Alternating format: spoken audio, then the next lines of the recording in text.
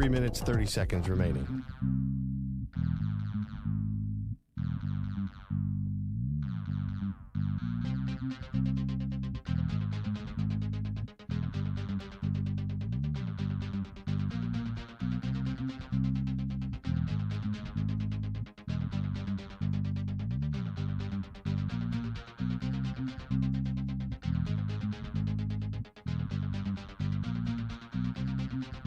Three minutes remaining.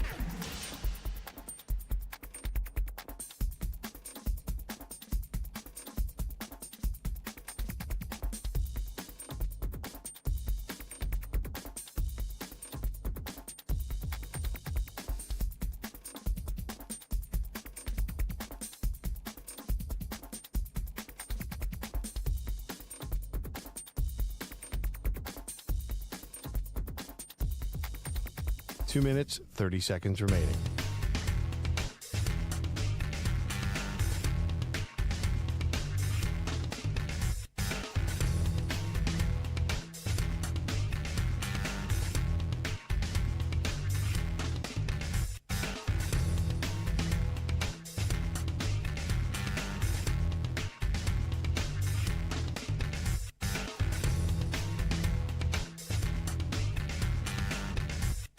Two minutes remaining.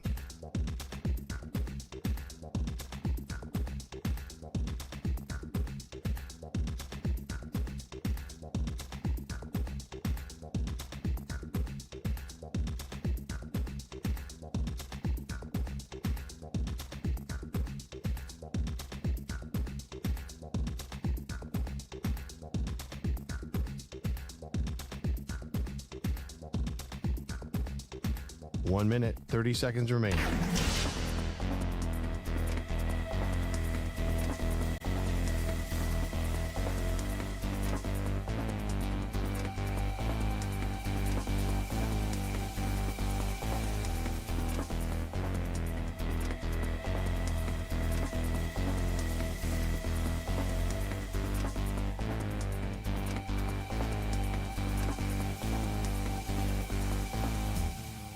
One minute remaining.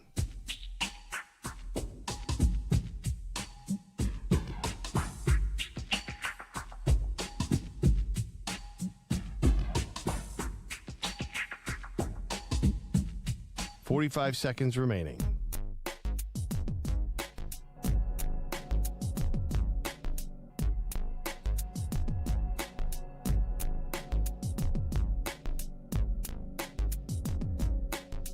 Thirty seconds remaining.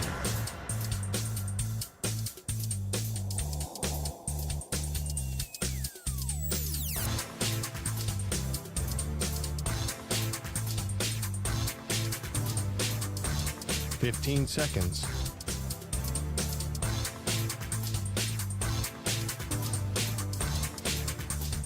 Break ends in 5 seconds.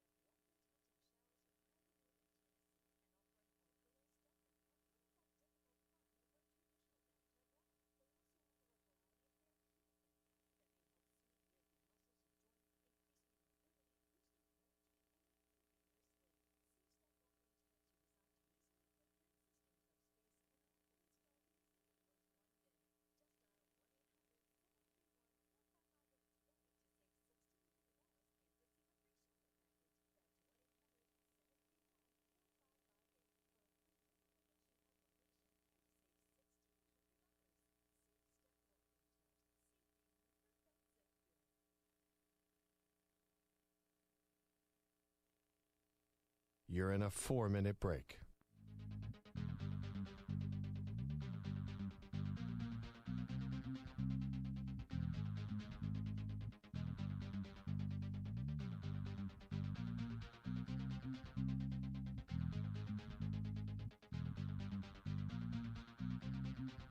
Three minutes remaining.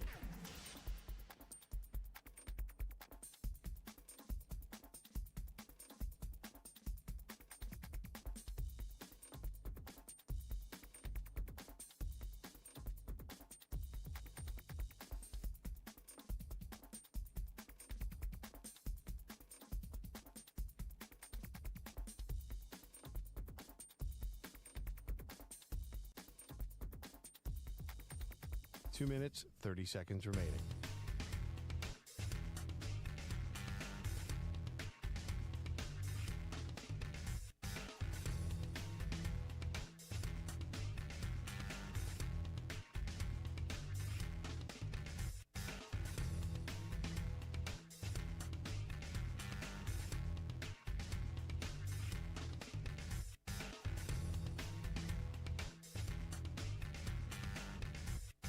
Two minutes remaining.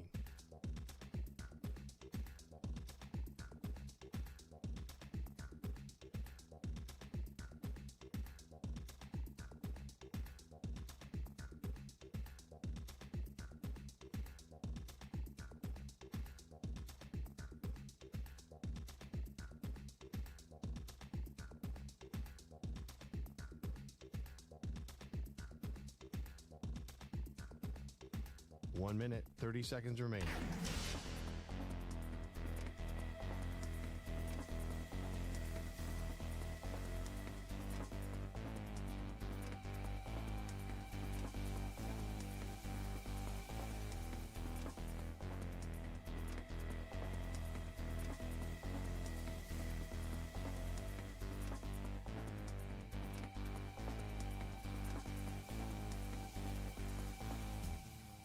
One minute remaining.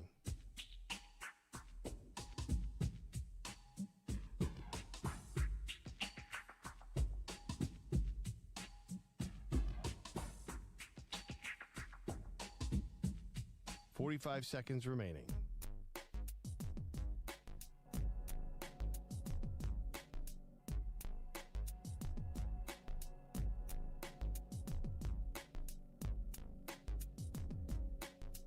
Thirty seconds remaining.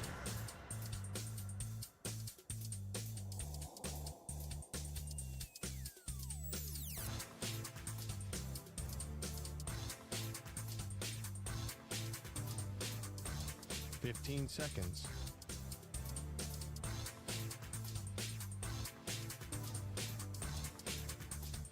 Break ends in 5 seconds.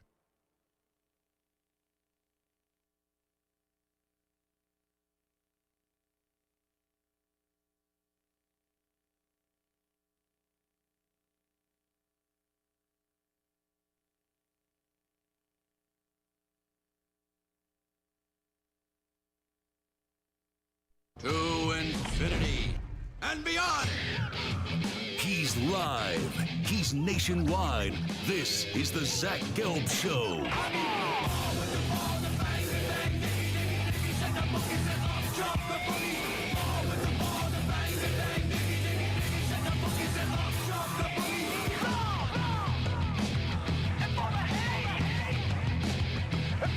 Here's your host, Zach Gelb.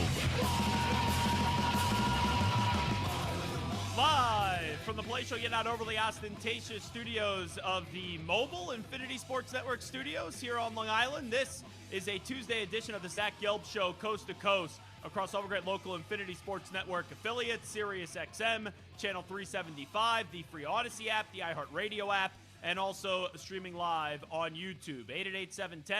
888-710-4ISN is the number to jump on in. That's 888-710-4476. You could always get at me on Instagram, where I'm straight flexing, or via the good old cesspool of Twitter, at Zach Gelb. That's ZACHGELB. Or you could find me on TikTok, at the Zach Gelb Show. We got a whole lot to do today on a very busy Tuesday. We'll chat some NFL with James Palmer. The longtime NFL reporter is going to stop by an hour from now at 4 p.m. Eastern, 1 p.m. Pacific time.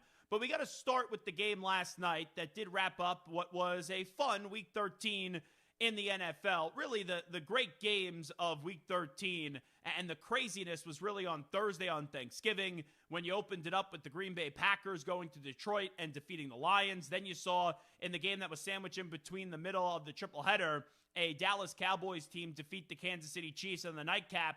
Joe Burrow makes his triumphant return, and Lamar Jackson and the Baltimore Ravens suffer another loss on the season.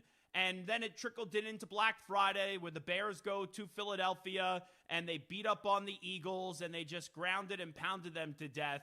And then we had a good NFL Sunday. But on Monday Night Football, and I'm just living here locally in New York and being a Patriot fan, a lot of Giants fans last night, they were bizarrely confident. And I don't understand why they would be confident going into the game. And I understand from afar where the Patriots are going to be without their starting left tackle and their left guard, and you were getting the emotional lift of a Jackson Dart coming on back. All right, maybe you could be competitive. Maybe you could keep the game tight. Maybe you could keep the game close. But I never thought for a second last night that the Patriots at home with one of the top 7 coaches in the league and a quarterback who is playing like he's the NFL MVP of the league in his second year of his career, I never thought for a single second that my football team, the New England Patriots, were going to be in danger of not getting their 11th win on the season. And it's surreal. It really is. And I know people could sit there and go, oh, the Patriots have a soft schedule. Well, they beat Tampa Bay. They beat the Buffalo Bills. You could only play who's on your schedule. And there's one thing to just keep on compiling wins, and there's another thing to have a dominant performance. And I understand it wasn't the most important, the most imperative win of the Patriots season last night, but I could argue that it was my favorite one. I could argue that it was the best performance the Patriots have had this season. Because you want to know when you go from maybe being good to great, or good to very good, or good to special. It's when you're a superior opponent. It's two things. It's either when you're a superior opponent and you're going up against an inferior team and you just bludgeon them, or you don't play your best brand of football and you just find a way. And I've seen the Patriots at times this year, just even last week up against the Bengals, where they didn't play their best, but they just found a way. And not everything's going to be pretty in this league. But when we sit here now, 13 weeks in the season, and I think it's fair to say there's not a great team in the NFL. Like, you look in the AFC, you could argue it's the Patriots. You could argue it's the Broncos. A few weeks ago, you could have argued it's the Indianapolis Colts. Now the Texans and the Jaguars are right there inside the AFC South. You know, are the Chiefs dead? What's Buffalo going to be? Will the Ravens make the postseason? Will the Steelers make the postseason? So there's a lot up for grabs, and not only the AFC, but also the NFC. Like, I look at the NFC, one week you could argue it's the Eagles, then they lose 2 straight. They lose to the Cowboys and the Bears. People will still look at the Bears and they'll say, are they even going to win the division? Is it Green Bay? And if you want to tell me Green Bay is the best team in the NFC, well, they've been up and down. Really, it was a good win up against the Lions, but they've been up and down ever since they started the season 2-0. And they've had some bad losses. I know the Panthers are getting better, but they lost to the Panthers at Lambeau Field. They tied with the Dallas Cowboys, who were getting better.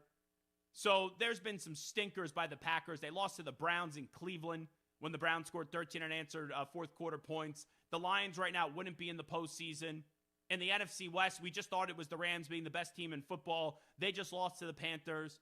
The Seahawks, there's always a big game problem with Sam Darnold. The 49ers, are they going to be able to survive all these injuries? Brock Purdy's playing like a system quarterback. So the NFL this year is more open than ever. Like, you could call me up and hit me up right now at 888-710-4ISN, 888-710-4476, and say, Zach, I think the Super Bowl is going to be the Bears and the Patriots.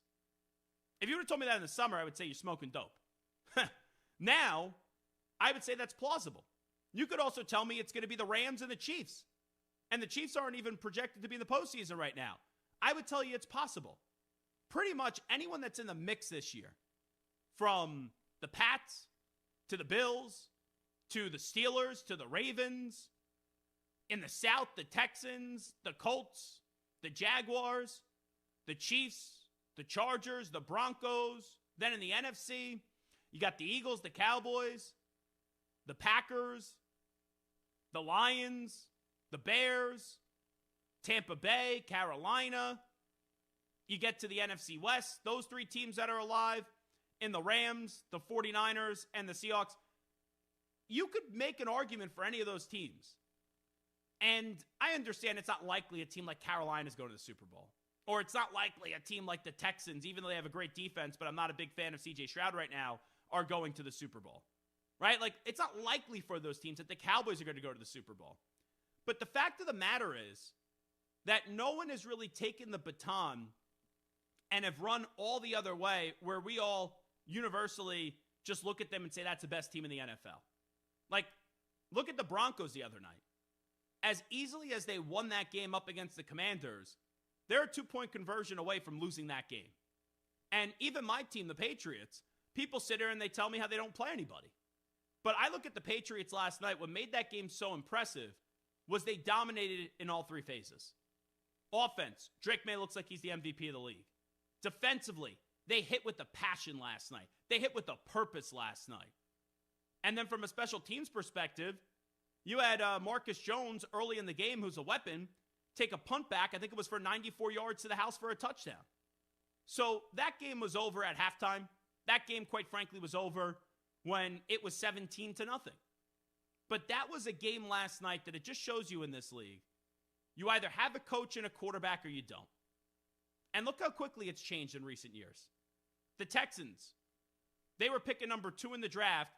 They get C.J. Stroud, DeMeco Ryans. They're in the second round of the playoffs. Last year, the Washington Commanders, they get Jaden Daniels, second pick of the draft. They bring in Dan Quinn. They're in the conference championship game. And there's a difference in doing it for a year or two and then sustaining it for 5 years or 10 years and, just being a playoff team and then being a team that could go to a Super Bowl. But you look at the Patriots, in the last 4 years, they were one of the worst teams in football. They said goodbye to the legendary Bill Belichick. They brought in Gerard Mayo. I know he was promised the job, but he should have never got the job because it should have been Mike Vrabel all along. But Mike Vrabel comes in, a guy that has done more with less. Just look at Tennessee. And he took them to an AFC conference championship game. And now in his first year in New England, 13 games in, they don't have a bye week up until this week. They have 11 wins. 11 wins. And their 2 losses came early in the season where they somehow lost to the Raiders where they played a god-awful second half. And then the Pittsburgh Steelers, they didn't really win that game. The Patriots lost it because they turned over the football about 4,000 times. So this is a Patriots team. It's really the first time all year that I've sat here because I've been waiting for the other shoe to drop. I've been waiting for Buffalo to get back in it. I've been waiting for this team to kind of come back down to earth a little bit. And last night, when you're playing without Milton Williams, who's been arguably their best defensive player, you're without Will Campbell, you're without your left guard, and I get it, it's just the Giants. To pick up your 11th win of the season, I sit there and I say to myself, yeah, it's not a lock they're going to the Super Bowl. For no team in the NFL, there's no team that could sit there and say it feels automatic that they're going to the Super Bowl this year. But if you tell me the Patriots are in Santa Clara for the big game, I would believe it at this point. And I would have never, ever believed that going into the season. Like, I remember over the summer when Samter and I were going back and forth and throwing some jabs at one another, I said it's not crazy to say that the Patriots could have 10 wins this year. We're sitting here on December 2nd. They have 11. They have 11 wins. And the scary part here, and you need good health, and you need to continue to build, but I don't even really think they're there yet. Like, are there elite weapons on the offensive side of the ball here in New England outside of Drake May? No. Stephon Diggs is good. Kayshon Boutte has a nice connection and a good synergy with Drake May. But Travion Henderson, he's been fine. Defensively, Gonzalez is phenomenal. One of the best young corners in the game.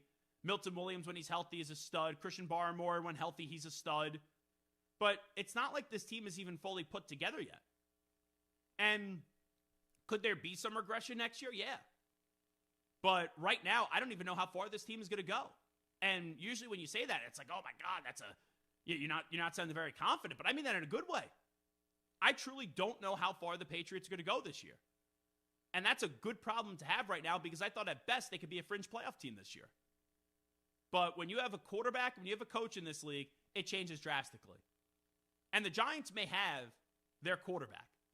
Now, he was walking a tightrope last night. He's been walking a tightrope ever since he got put into the lineup. And he's an aggressive player. He's a passionate player. And I appreciate the aggressiveness and the passion and the dedication that Jackson Dart displays. But with that being said, you got to smarten up. If you continue to walk a tightrope, eventually last night you're going to get jacked up like you did with Christian Ellis, and you're one hit away from being out for 4 or 5 weeks, or being out for the rest of the season, or having a season-ending injury. So I appreciate the desire, the want to, trying to get every little extra yard, but you got to protect yourself. Sometimes a better decision is to go out 3 or 4 yards earlier and live to see another down. And it was a clean hit last night. And sometimes you see clean hits in the NFL, and they still get thrown a penalty flag. I'm glad the officials didn't throw a penalty flag on the Patriots last night. And now Jackson Dart has to use that as a lesson. Jackson Dart can't just be like, oh, well, that's how I played in high school. That's how I played in college. John Gruden told him in that quarterback camp and for the draft, you got to go down. You got to protect your body. Josh Allen had to deal with that early on in his career. That was a big debate in Buffalo. Last night has to be a learning message and a learning point for Jackson Dart, where enough is enough. But here's the problem. The Giants don't have coaching right now to reiterate that. Brian Daboll's out of a job, and Mike Kafka looks lost on the sidelines. He got nothing to play for this year. Your team is out of it. It's 4th and a yard or 4th and 2. You down all those points, and you don't even go for it? So the Giants may have a quarterback, but the Giants need a coach. And right now, we know that they fired their coach. We know Kafka isn't the guy. But who's going to be that next guy? Is it Bill Belichick? Is it Jesse Minter? Is it Jeff Hafley? Is it Lou Anarumo? Your guess is as good as mine. A big question is, will Joe Schoen even be back with the New York Giants? And I think that's all in the health of John Mara. And I wish John Mara nothing but the best. Classy guy, right? The Mara family is legendary in this league, but he's going through cancer right now. And I think in a month when the season ends, depending on where his health is and the people around him, that's ultimately going to determine if Joe Schoen keeps his job or not. And if he doesn't have the right people around him or he isn't healthy, then I would anticipate that Joe Schoen's going to come back. And then in a weird way, you're going to have Joe Schoen picking the next head football coach of this team. Because even though it hasn't worked, you know that John Mara at least has trust in Joe Schoen, even though it has not worked. And you sit there, if your owner can't conduct a GM search, then you're going to have the GM conduct the head coaching search. And I get it, it sounds backwards. But yeah, even though I like Joe Schoen, nice guy, I've struck up a little bit of a relationship with him ever since he got to New York. I can't really sit here and say that he should be back next year. But because of the owner's unfortunate health situation, he may be back. Because if the owner isn't healthy to pick a GM, how is he going to be healthy to pick a GM and then have that new GM pick a head coach all in a short amount of time? So the Giants got to find a coach. Because if you don't find a coach, if you don't get this one right, you're going to ruin the young quarterback. Like, I get it. Bill Belichick is the greatest head football coach of all time, you could argue. 6 Super Bowl championships. He ruined Mac Jones. Why? Because at the end, he was stubborn. He only surrounded himself with his friends. And you had the two bozos, and Matt Patricia and Joe Judge, coaching Mac Jones and trying to develop him. Now, I know what you can say what you want about Josh McDaniels. Hey, Josh McDaniels is a horrible head coach. But as an offensive coordinator, Mac Jones had a bad team, and they were in the playoffs his first year. Drake May, last year was fine. Drake May last year was carrying this team on his back. And then what transpired? They got Josh McDaniels. They got Mike Vrabel. They had a confidence in that building. And boom, 13 weeks in now, they have 11 wins and 2 losses. So the Giants have no order right now. The Giants have some talented players. Dexter Lawrence, Jackson Dart, Thomas on the line. When next year you'll have Malik Neighbors back coming off the injury. Scattaboo coming off the injury. There's some pieces here. Brian Burns is a stud. They got some talent. But you need the right coach. And this organization, ever since Tom Coughlin has walked out the door and they say goodbye to Tom Coughlin, they haven't hired the right coach. Judge, McAdoo, Shermer, whoever it is, it's been incompetence after incompetence. Brian Daboll, he even won a coach of the year at the head coaching position. And talent can only take you so far. Like, the Giants have had some talent through the last half decade. They let a lot of it walk out the door, but they've had some talent. But it doesn't matter if you have all this talent. If you don't have someone to drive the car's not going to move anywhere. But last night, it's one thing to get obliterated like that, but you see how the Giants are just missing structure and they're missing order. Someone to hold the quarterback accountable, and then also hold Abdul Carter accountable. And I get it, the coach did that, Mike Kafka, because this is now the second incident this year where Abdul Carter's not going to be available to start the game, but then afterwards, that's how you handle it with the press? Listen up, this is Mike Kafka after Abdul Carter was benched for the first quarter up against the Patriots. Mike, why was Abdul not out there the first couple series? That was a coach's decision, my decision.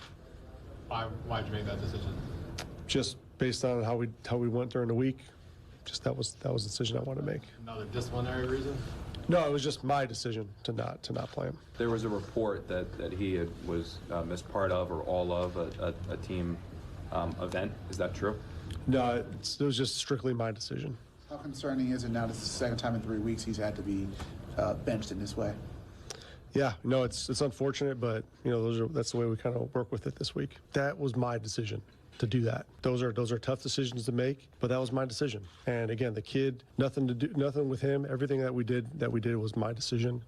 Obviously, I'm sure he wasn't happy about it, which I understand, but I thought that was the best thing for the team, and it was my decision to move forward with it, and that's where we're at. You could keep on saying it's your decision, but why was that decision made? And I understand a coach maybe not wanting to light up his player right at the podium, and here comes the boom and slam the player and just basically verbally undress him right in front of the press. But this is now the second incident, folks. First time, all right, slap in the wrist, handle it internally. Second time, I'm not saying you got to sit there and blast him, but you at least got to give us the reason why. And I thought that was another moment where Mike Kafka just showed you made a decision. So you were, tough about it there. But then speaking to the media, you basically crumbled. And I thought it was a bad look for Mike Kafka last night. Now, let's hear from Abdul Carter, because you can only hold the coach accountable for so much. Ultimately, Abdul Carter's got to be where he needs to be. This is how Abdul Carter elected to handle it after the game. Still what happened? Happens. What happened? I ain't gonna get into detail. Like I said, it happened. Why? Why, Abdul? Ask me the same question. I just answered. He's got to grow up. That's the bottom line. You're not at Penn State anymore. You're not in college anymore. I think Abdul Carter had the potential to be the best player in that draft class. He's got to start acting like a professional. This is now the second time that this is an issue, and that's how you're going to handle it while talking to the press? Take some accountability. Say you messed up. Say this is the second time you messed up. You're going to learn from it, and it's never going to happen again. That's all you had to hear. Instead, he's acting like a petulant kid where he runs to social media and this fake Twitter account, Wes Steinberg, who we all know it's a parody. But at 3 o'clock p.m. yesterday, he just so happened to tweet out that Abdul Carter's going to miss the first drive of the game. And it was a funny tweet, right? Like, it was Abdul Carter will miss the first drive tonight for disciplinary reasons after getting caught watching porn in a team meeting when his headphones disconnected.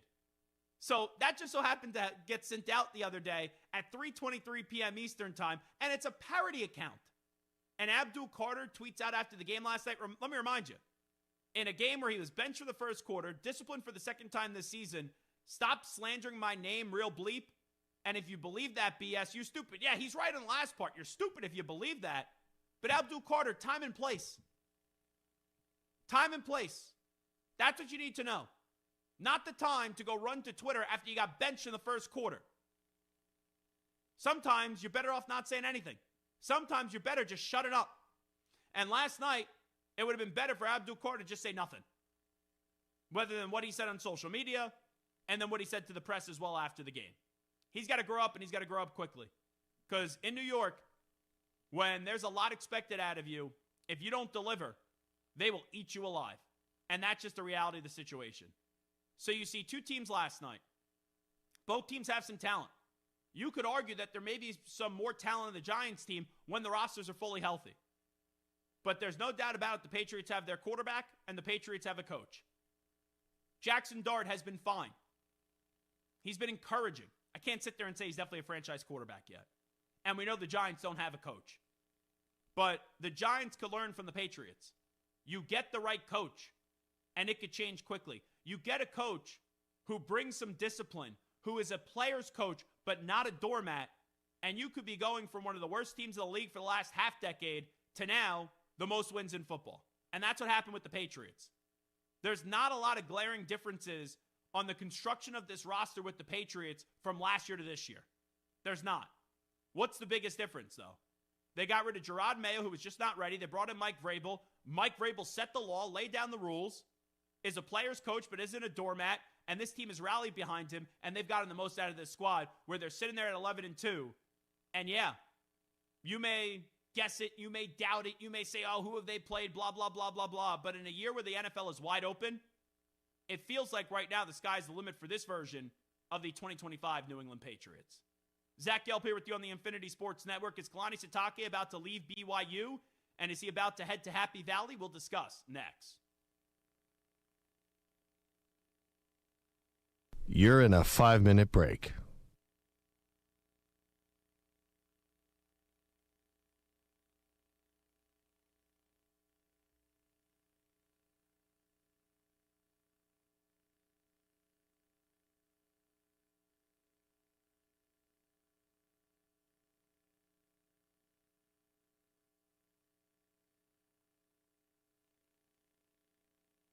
Four minutes, 30 seconds remaining.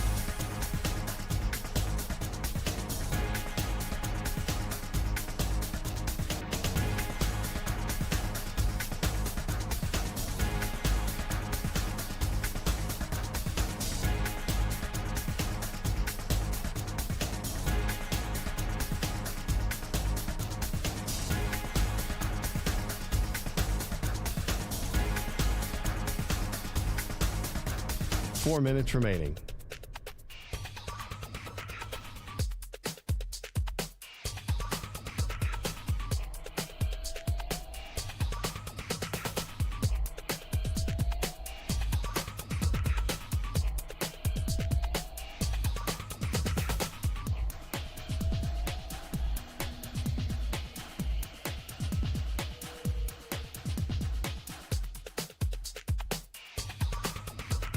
Three minutes, 30 seconds remaining.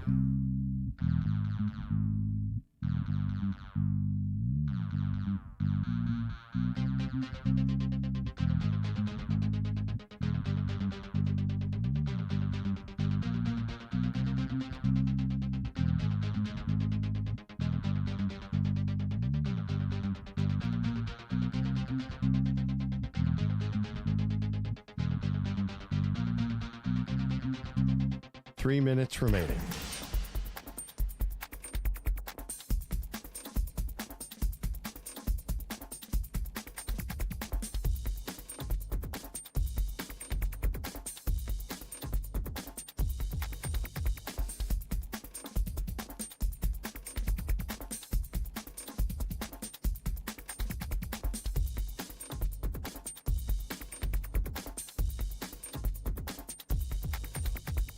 Two minutes, 30 seconds remaining.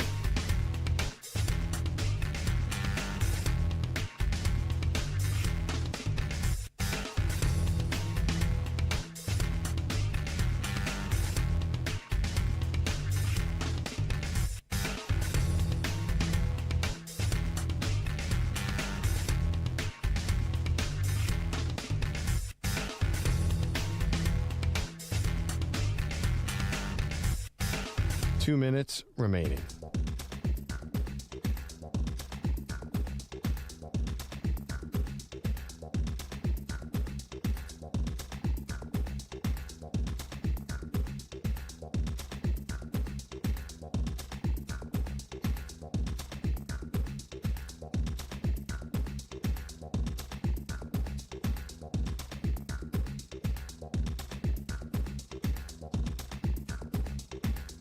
One minute, 30 seconds remaining.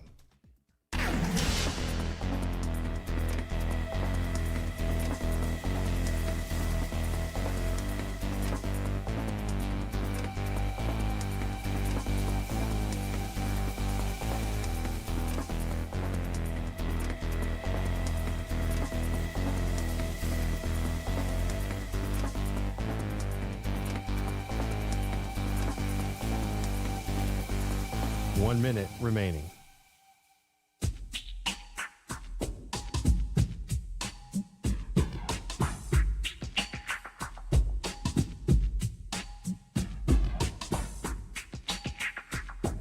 .45 seconds remaining.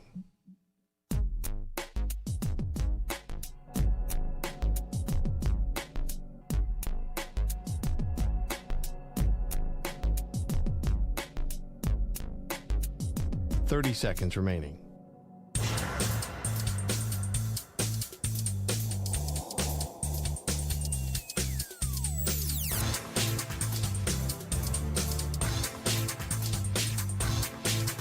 .15 seconds.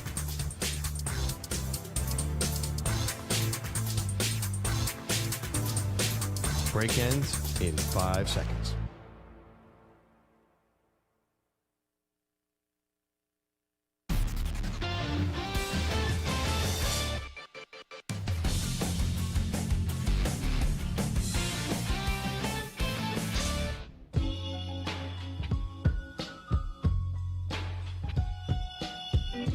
Welcome back to the Zach Gelb Show on the Infinity Sports Network. Did you guys see who got dragged on social media last night during the Patriots-Giants game? Stu, did you see who happened to got dragged last night? This tweet that he put out has almost 1 million views on X. Do you know who I'm talking about? I don't think I do now.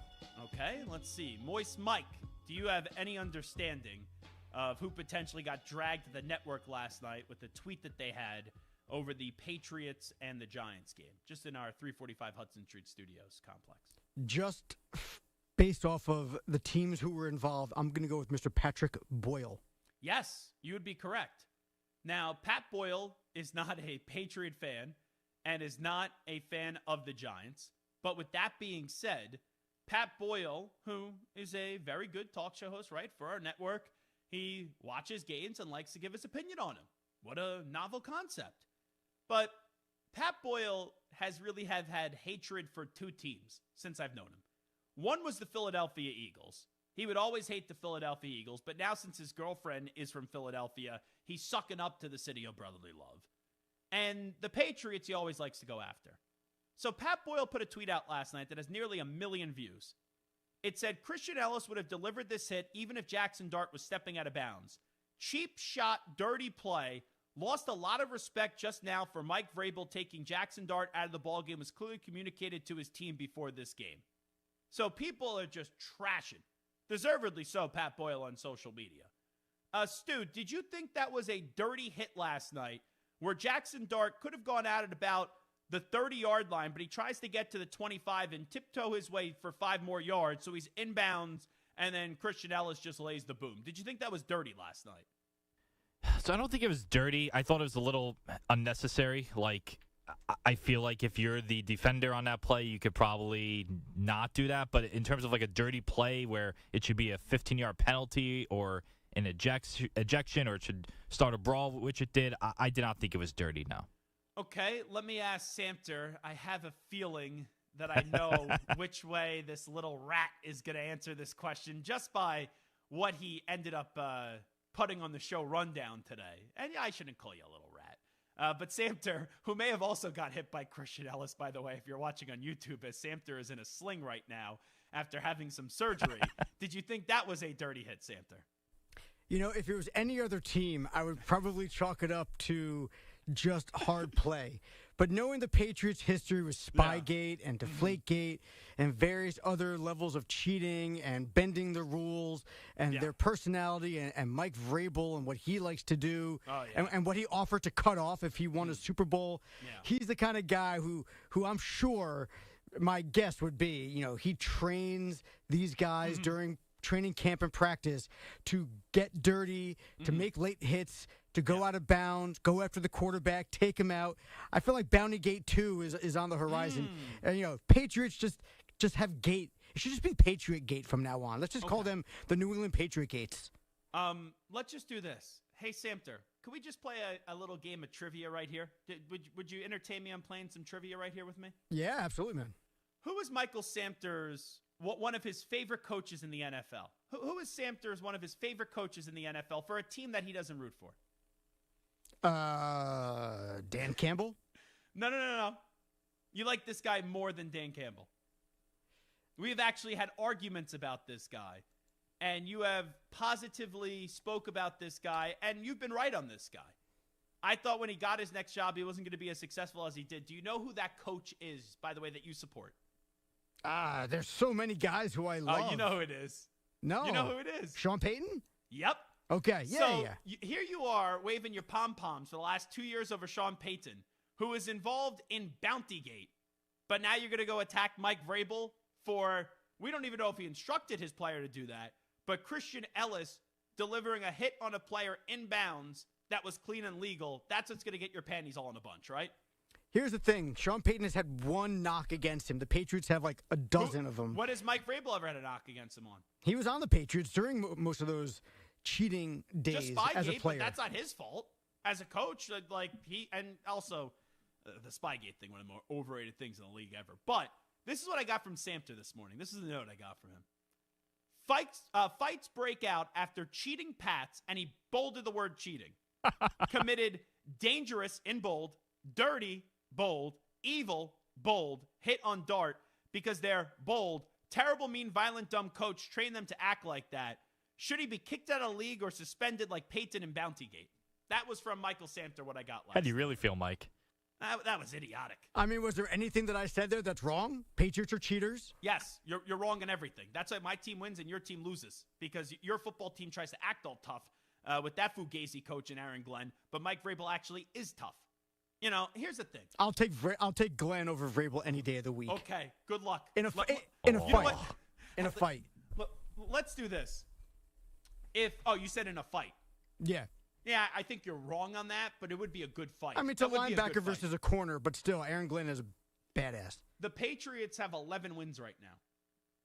How long is it going to take Aaron Glenn to get to 11 wins in his career as a head coach? He has, 3 wins right now? Yeah, but he's won 3 of 5. So if you just ride this, he's winning 60% of his games over his last 5. So 60%, if you're talking about 11 games, I mean, it'll take him another 10 to get there. You truncate that over your last 5, right? Correct. Well, and what was the percentage that you gave? That's 60%. Okay. Well, over his last 13, Mike Vrabel has won 11. That's 85%. Cool. With a larger sample size. Cool. Here's the How do you bottom do line. in those final couple years in Tennessee? Okay. Did Mike Vrabel? He didn't play well. You didn't have a team. When your GM trades away A.J. Brown and doesn't pay him, that probably plays a big factor. Did Mike Vrabel go to the playoffs 3 years? Did Mike Vrabel defeat Lamar Jackson in a playoff game? Did Mike Vrabel defeat the Patriots, Tom Brady in a playoff game? Did Mike Vrabel get a team to an AFC championship game? Mike Vrabel could go win a Super Bowl. Aaron Glenn in New York, if they just make the playoffs, 2 years, 1 year, it would be miraculous. Doesn't your football team, they have the longest playoff drought, I think, in the league right now, when the Jets went to back-to-back AFC championship games? I mean, my Jets are a joke, absolutely. Yeah. I mean, talking about paper bag over my head, I mean, I'm all for it. You know what? I don't need to take shots at the poor. I don't need to do that when talking about the Jets. But the bottom line here is... Yeah, be like Ryan Day, your favorite college football coach, and take the high road. Be classy. Ryan Day went to Temple twice. I'm a big fan of Ryan Day. There you go. T for Temple, you always supported Ryan Day. Never said anything critical about Ryan Day. Sorry. He's a Temple guy. T for Temple, you. Us Owls, we fly together. But anyway, Pat Boyle last night. Right? Don't you guys would agree that Pat Boyle walks around like he's a macho man, walks around like he's a tough guy, all that stuff. For him to be bitching and complaining about this as if it's bloody murder. Even you, Samter, could admit that it's weak and lame by Pat Boyle last night, who walks around like he's Timmy Toughnuts in this building. I mean, 90% of what Pat Boyle says is BS and nonsense anyway. So, yeah, I agree with that, but not because I disagree with Boyle. I agree with Boyle about the hit being dirty and late. How is it dirty? The guy's inbounds, tiptoeing down the sidelines. What are you supposed to do? Let him go for another 5 yards? He hit him. It's football. He was clearly going out of bounds. He had his foot basically on the white line. It wasn't. You could say basically it wasn't. It was not on the white line. Sure. He got hit inbounds because he tried to go get 5 extra yards. And here's the thing. Who's doing the game last night? A quarterback. Troy Aikman. I think Troy is the perfect person to ask about this. And Troy was lighting up Jackson Dart for what he was doing in the contest last night. The guy got to learn. And I appreciate the dedication. I appreciate the passion. I appreciate, the intent behind some of the reckless behavior. But you keep on playing like that, you are not going to last long in this league. You just won't. All righty, Zach Gelb here with you on the Infinity Sports Network. We will take a timeout. When we come on back, we'll talk about how a cookie company could keep Kalani Sitake as the head football coach at BYU. More of the Zach Gelb Show after these short messages. That on the other side. Update time first. Let's send it back to our New York City headquarters. Here is the Act Man, Rich Ackerman. Infinity Sports Network.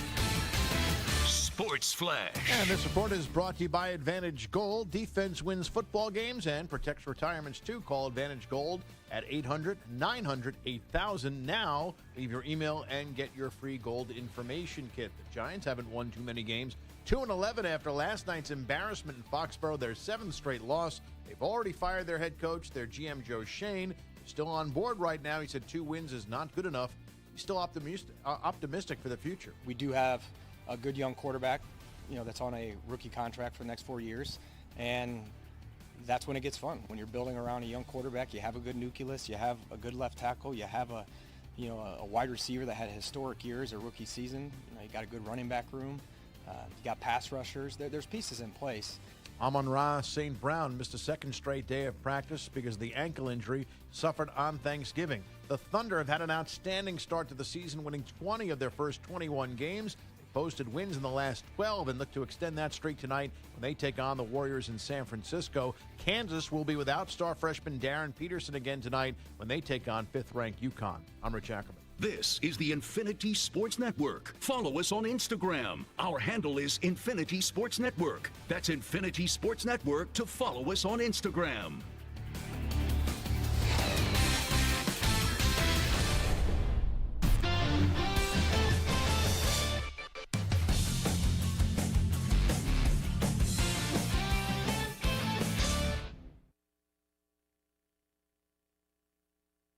You're in a 5-minute break.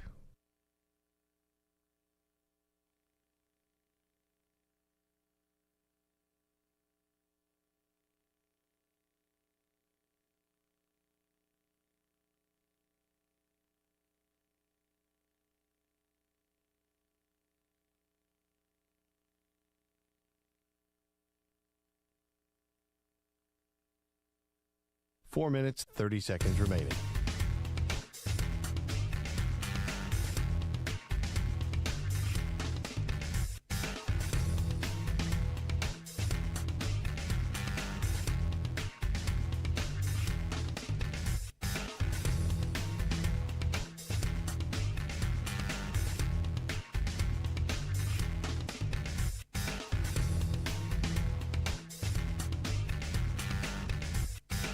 Four minutes remaining.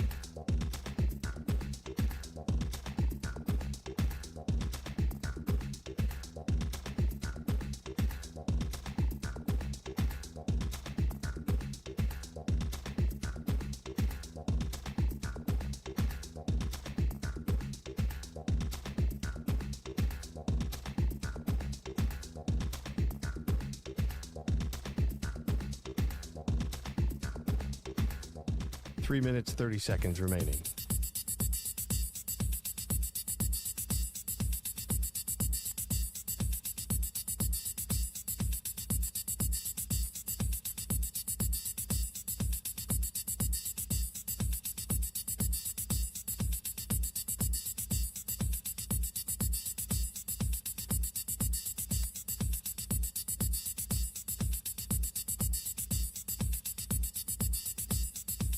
Three minutes remaining.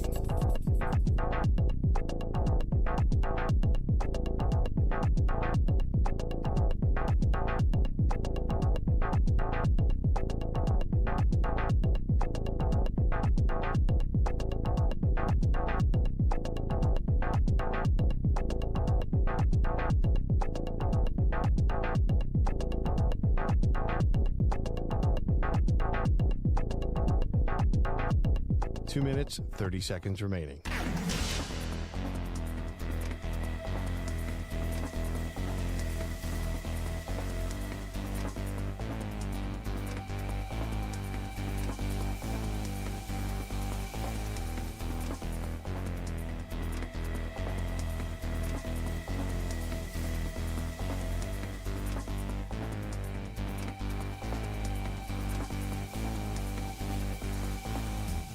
2 minutes remaining.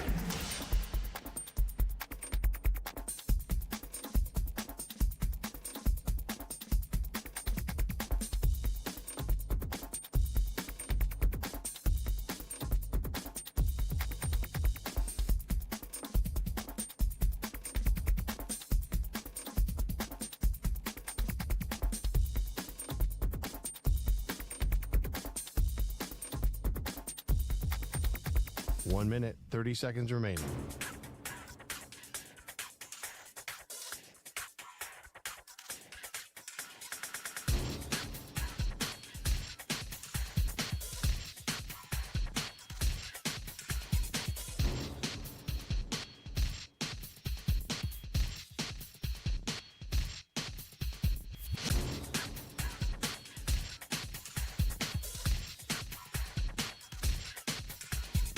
One minute remaining.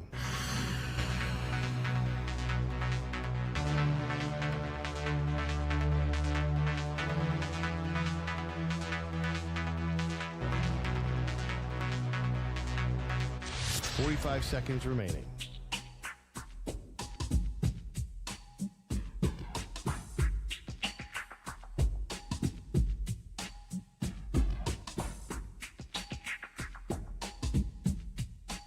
Seconds remaining.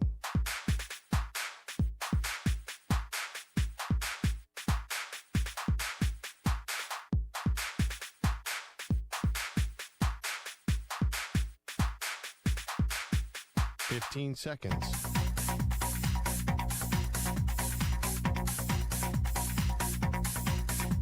Break ends in 5 seconds.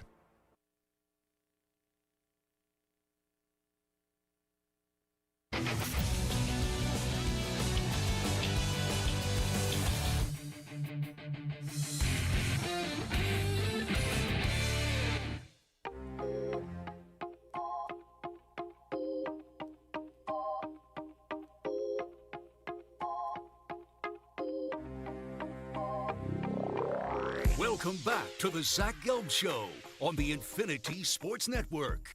The Defensive Player of the Week is brought to you by Navy Federal Credit Union. Our members are the mission. This week's player is Seahawks linebacker Ernest Jones. In Sunday's 26-0 win over the Vikings, Jones had 12 tackles and 2 interceptions. One he returned 85 yards to the house.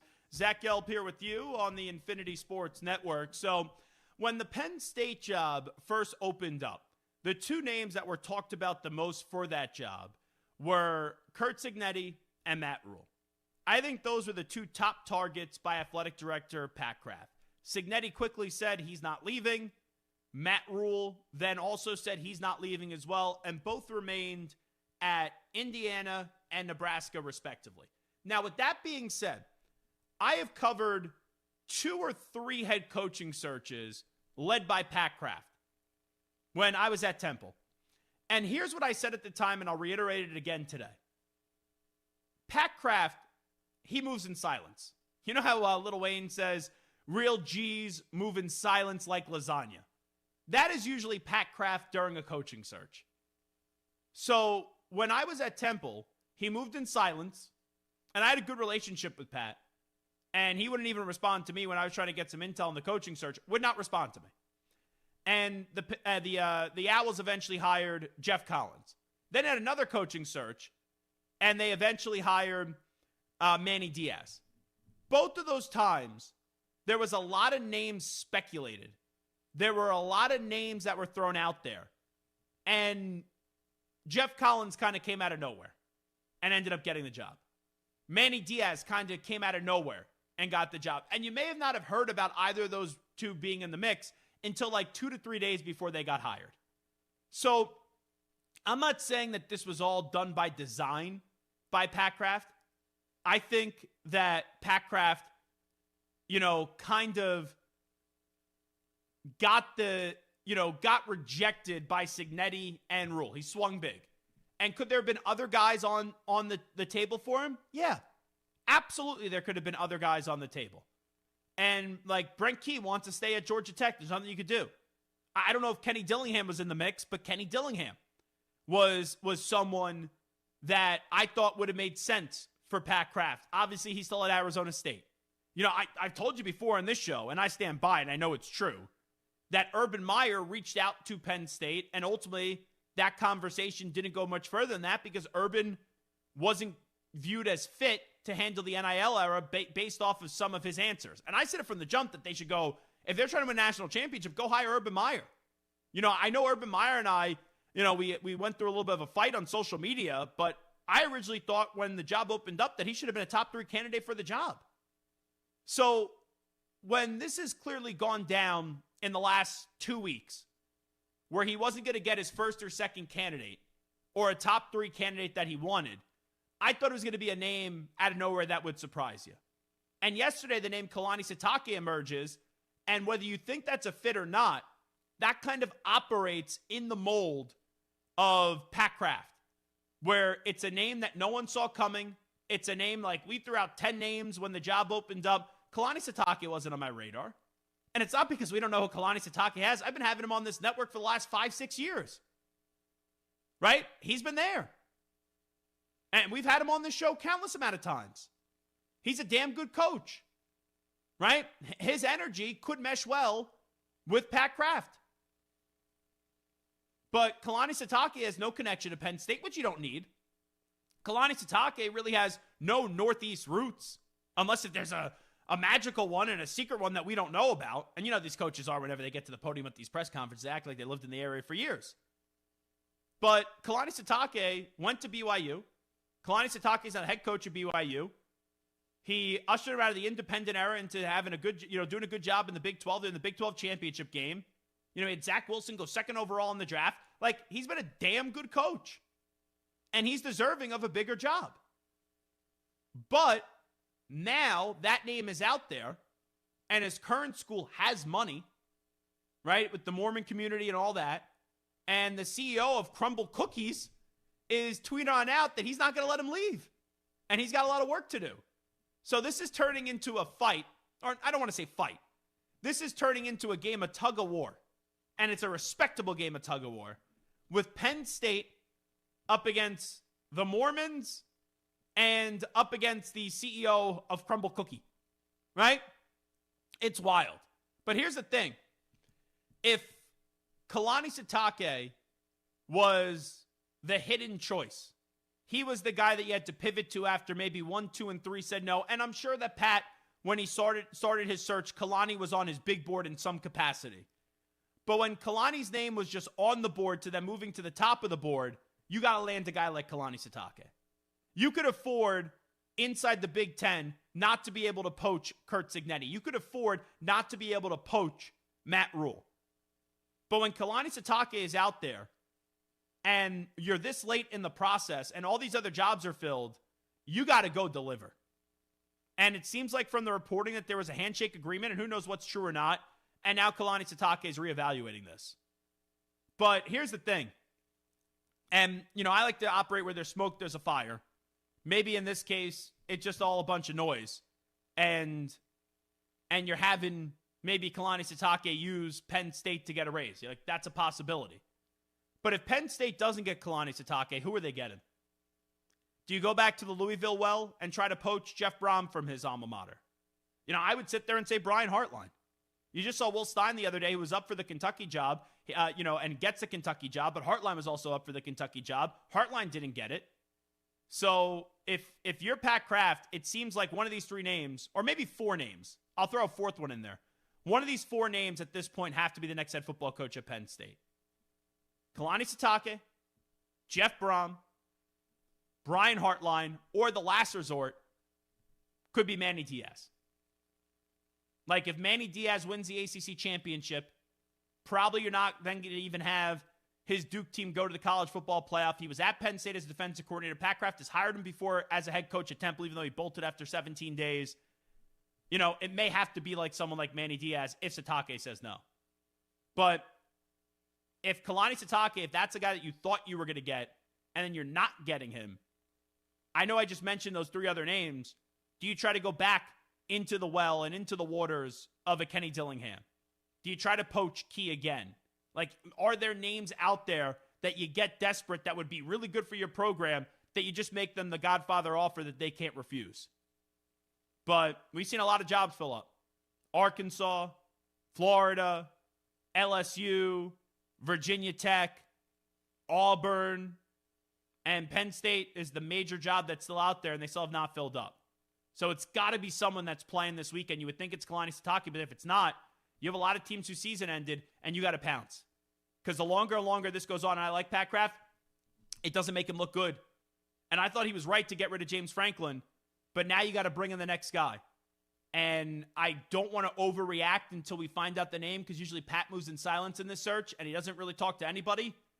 But I thought we would have a name by today. I said it last week. I think Penn State would hire their coach by Tuesday. So are you going to let Sitake go through conference championship? Well, what happens if he makes the playoffs? Then what are you going to do? So this is messy. It is messy right now. But by the end of the weekend, we got to know who the head football coach is, whether it's leaked or official at Penn State. Here was the legendary Steve Young on the Dan Patrick Show earlier today talking about Kalani Sitake and BYU. Well, first of all, something's really wrong that allows for this kind of madness, so we got to fix that. I don't know how to fix it, but you got to fix that. It's insane. It would be super painful. I mean, there's a symbiotic kind of beautiful thing going on between, everything BYU and Kalani and what he's doing. And and I think he has the love for it too. So the pain would be pretty extreme. I suspect that everything's being done on the other side to try to make sure that everything gets, that he stays. But I guess in some ways, Dan, it's cool that, BYU enters the Big 12 and obviously super competitive and looks like they can do something really, consistently pretty well. That Penn State wants our coach. I think that's a cool thing too in some ways. So I mean, but don't be confused. It would be like ripping. They'd have to rip. They're gonna have to rip him from our bloody hands. That's the kind of way I think about it. That was Steve Young, by the way, Stu? That was Steve Young, yeah. Sounded nothing like him. Like, I'm watching the clip right now. It is Steve Young. Yeah. I don't know what was up with his audio. I've had Steve on a bunch. Yeah, that don't sound anything like Steve Young, Anyway, Zach Gelb here with you on the Infinity Sports Network. James Palmer, longtime NFL reporter, is going to join us next. We'll bounce around the league with him.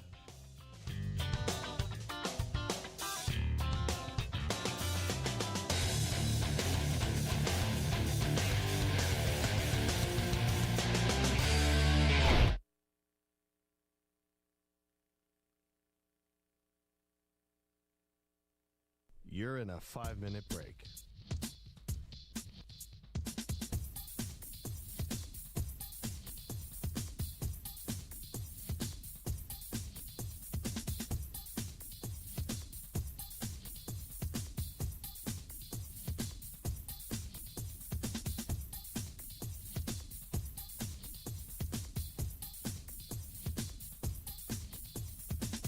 Four minutes, 30 seconds remaining.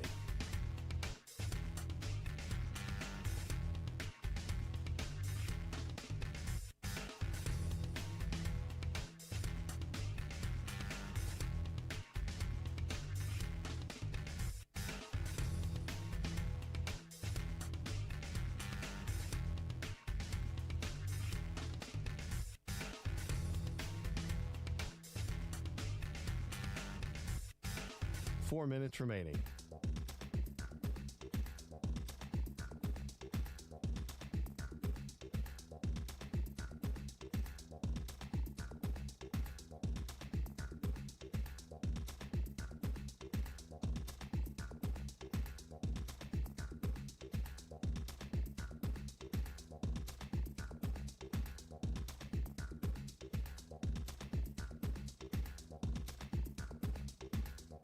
Three minutes, 30 seconds remaining.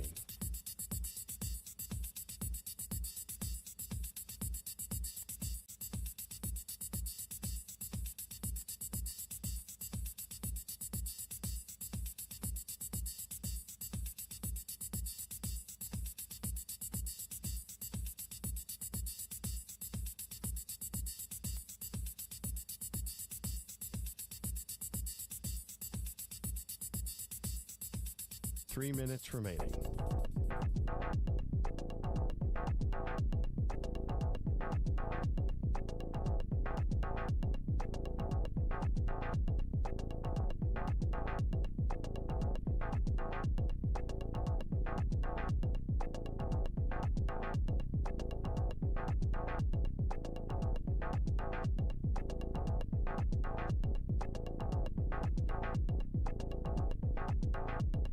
2 minutes, 30 seconds remaining.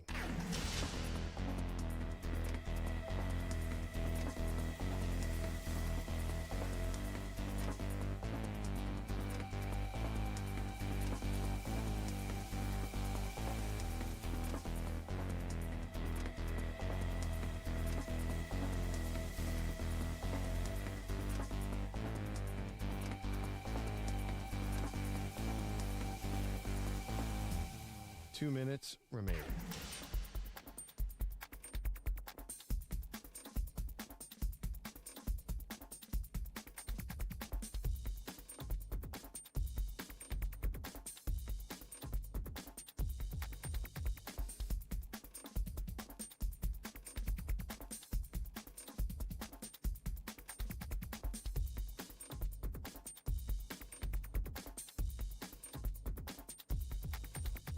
One minute, 30 seconds remaining.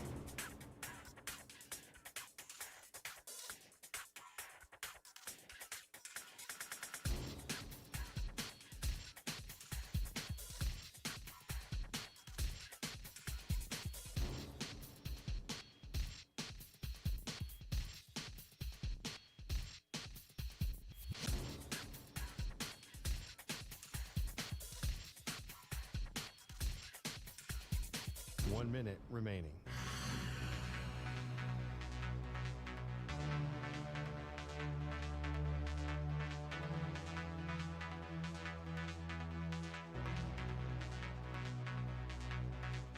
Forty-five seconds remaining.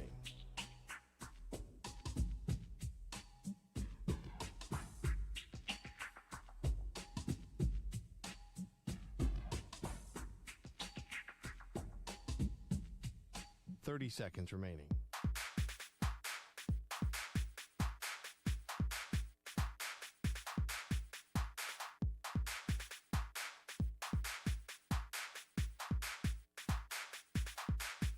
Fifteen seconds.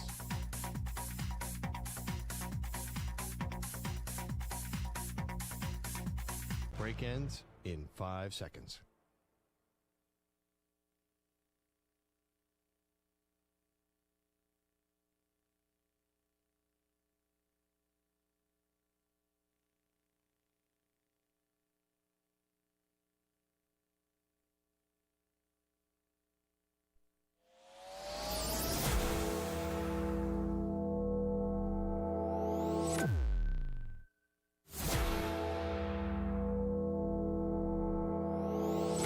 Infinity and beyond.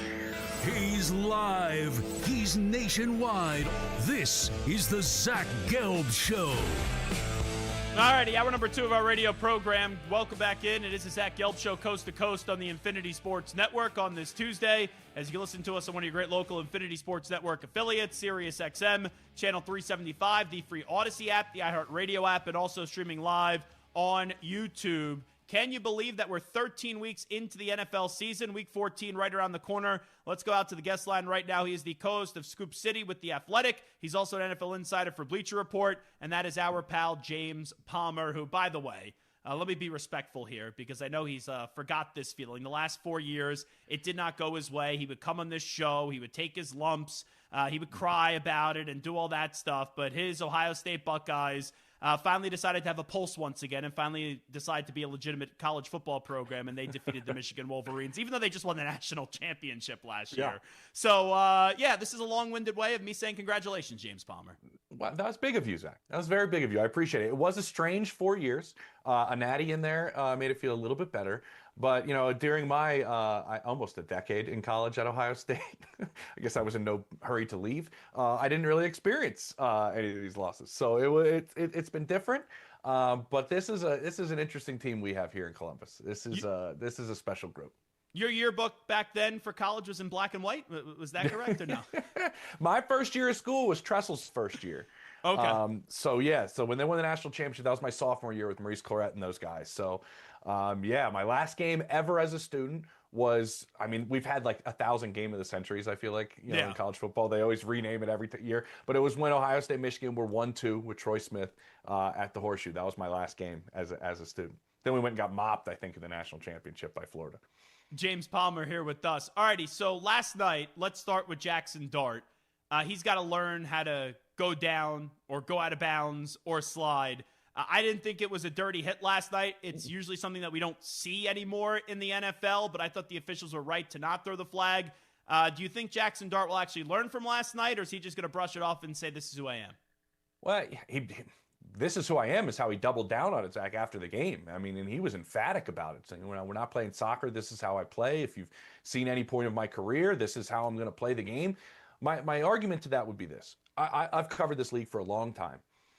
These are different players than you've ever played against, different human beings than you've ever played against. These are guys that are 300 pounds and running sub 4.5, like sub 4, 4.7s. Like it's a different group that's out there, and you are more valuable now in your playing career than you've ever been in terms of jobs, a franchise, how a team is built, all of those things. A franchise quarterback is a rare thing to be named, and you should take that into account by seeing how some of these other guys play. I get it. There's some unicorns out there right now in terms of their size and their ability, whether it's Josh Allen, whether it's Lamar Jackson. Those two jump out at you right away. Lamar's struggling with injuries right now, and so this is a different league. Staying on the field is a huge part of that. He could have run out of bounds a half a yard sooner or a yard sooner and been exactly fine. I get what you're doing, and I know what you want to do for your locker room, but at the same time, there is so much more to being on the field as a franchise quarterback. They have to get, whatever the new coaching staff comes in, whoever that is, I don't think it's going to be Mike Kafka now, is going to have to preach that loud and clear to Jackson Dart.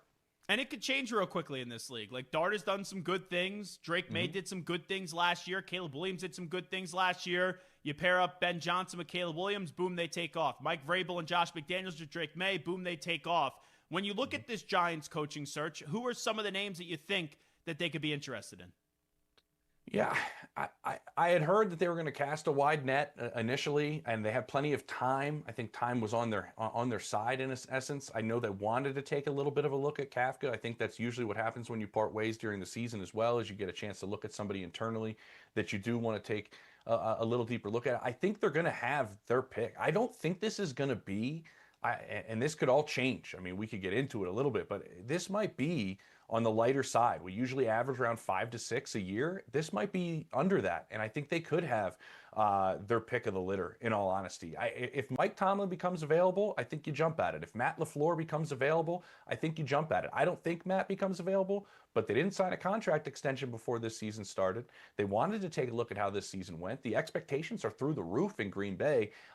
That's one I would keep an eye on. I think he's a great coach. I think they think he's a great coach. But those names where it just might be time or the situation might give them the ability to look at somebody that they didn't think they'd have the opportunity to look at. I think Jeff Hafley, Steve Spagnuolo, I think Ty's back there. I know people mentioned Lou Anarumo. I know that the Giants are big on relationships, big on knowing the region, big on knowing the area.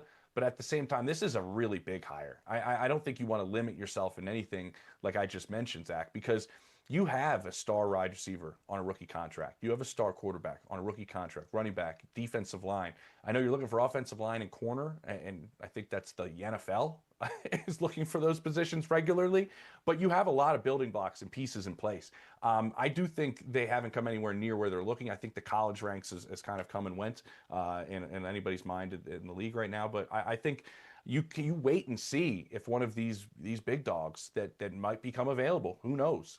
And you see if you can land one of those guys. Is there a chance that Tomlin becomes available this offseason?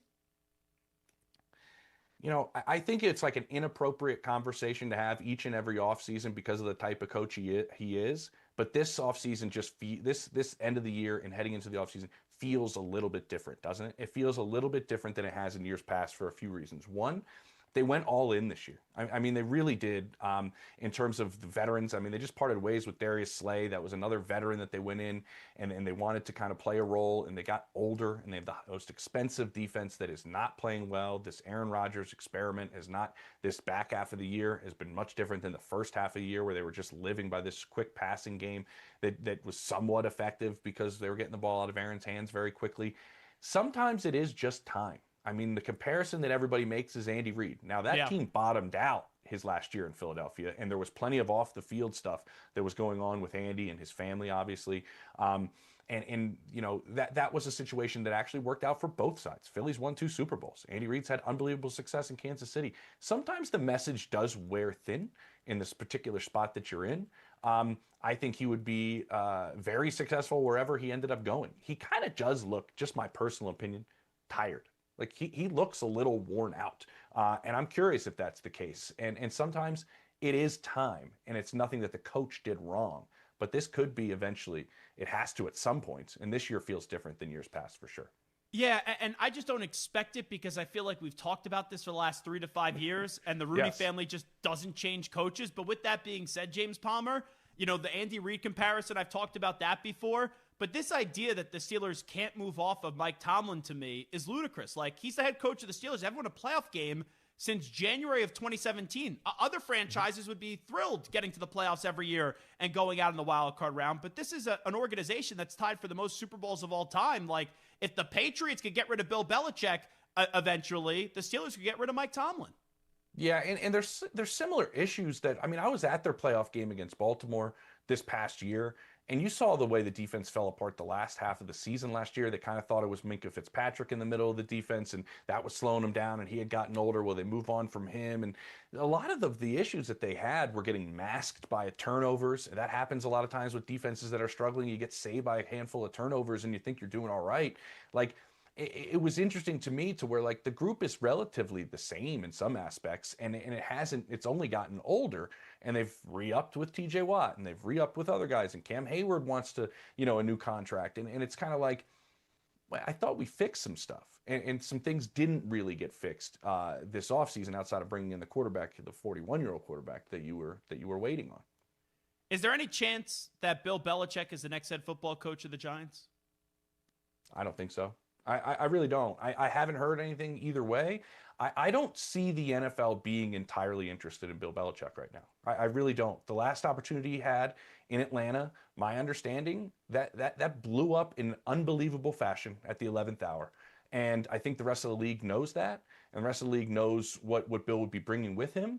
And it is just a wild turn of events that have transpired since his departure in New England into where we are now, that the perception of one of the greatest coaches, if not the greatest coach in modern history, is a person that NFL teams are not interested in right now. And I think when you look at where we're at and you look at what's happened, you mentioned Ben Johnson and what he does with Caleb Williams right away, and you look at what Mike Vrabel's done, and, you know, Sean Payton in the quick time, and he's a little bit older. I think there's a little bit of a turn here that's happened in the NFL, and I don't think Bill Belichick's really a part of it. You know, I think right now you need a player's coach who's not a doormat, like a Dan Campbell, a Mike Vrabel. You know, I didn't love him in the beginning, but even a guy like a Ben Johnson, and I say this as a Patriot fan, right? I love Bill Belichick. I would die for Bill Belichick, you know, in a hyperbolic sense. But with that being said, I see Mike Vrabel come in, who's aggressive. He will go for it on 4th down. You know, I know Bill had 4th and 2 back in the day, but most of the time, if it's 4th down at midfield, Bill Belichick was punting. It's like the NFL game, I just don't think is made for Belichick anymore. And I think he would have done a good job in Atlanta, you know, in terms of what the talent that they had. The Patriots at the end, they basically had no talent. They still made the playoffs that one year with Mac Jones. But how it ended in New England, where he had Joe Judge and Matt Patricia around Mac Jones trying to develop him, that was sloppy and that was really ugly. Yeah, and it has to be, in today's NFL, we're seeing a lot of these so-called arranged marriages, Zach, honestly, that are working out. And I don't know if Bill wants to be a part of one of those. I don't know if Bill wants to have a situation where the relationship has a lot of power that can sway both ways a little bit. I mean, you look at Ryan Poles and Ben Johnson, and it's working. You look at Mike Vrabel and Elliott Wolf. I think some people were curious if that would work, and it has. There were rumors in the early days. I mean, I live here in Denver that, you know that Sean Payton's going to push George Payton out of the building. No, like, that relationship has grown to be very, very good. And George is a great evaluator of talent and putting a team together. And he knows what Sean is looking for. And they're working really, really well together.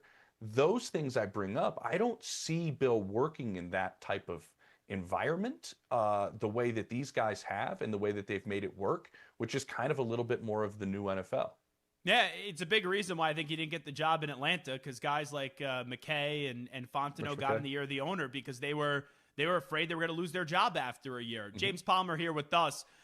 So talking about that, Joe Schoen, I know they're kicking the can down the road, but he's still the GM.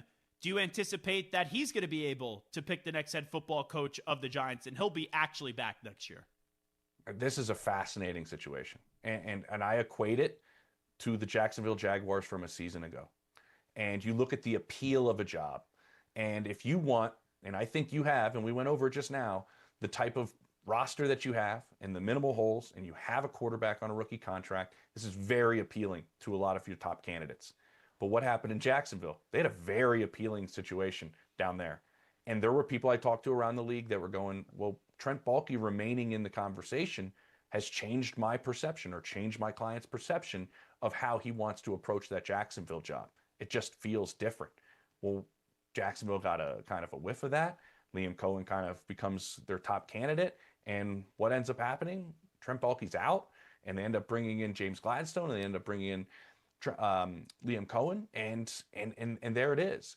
So them saying he's a part of the search is different than leading the search. I think being involved is something that is, of course, there right now.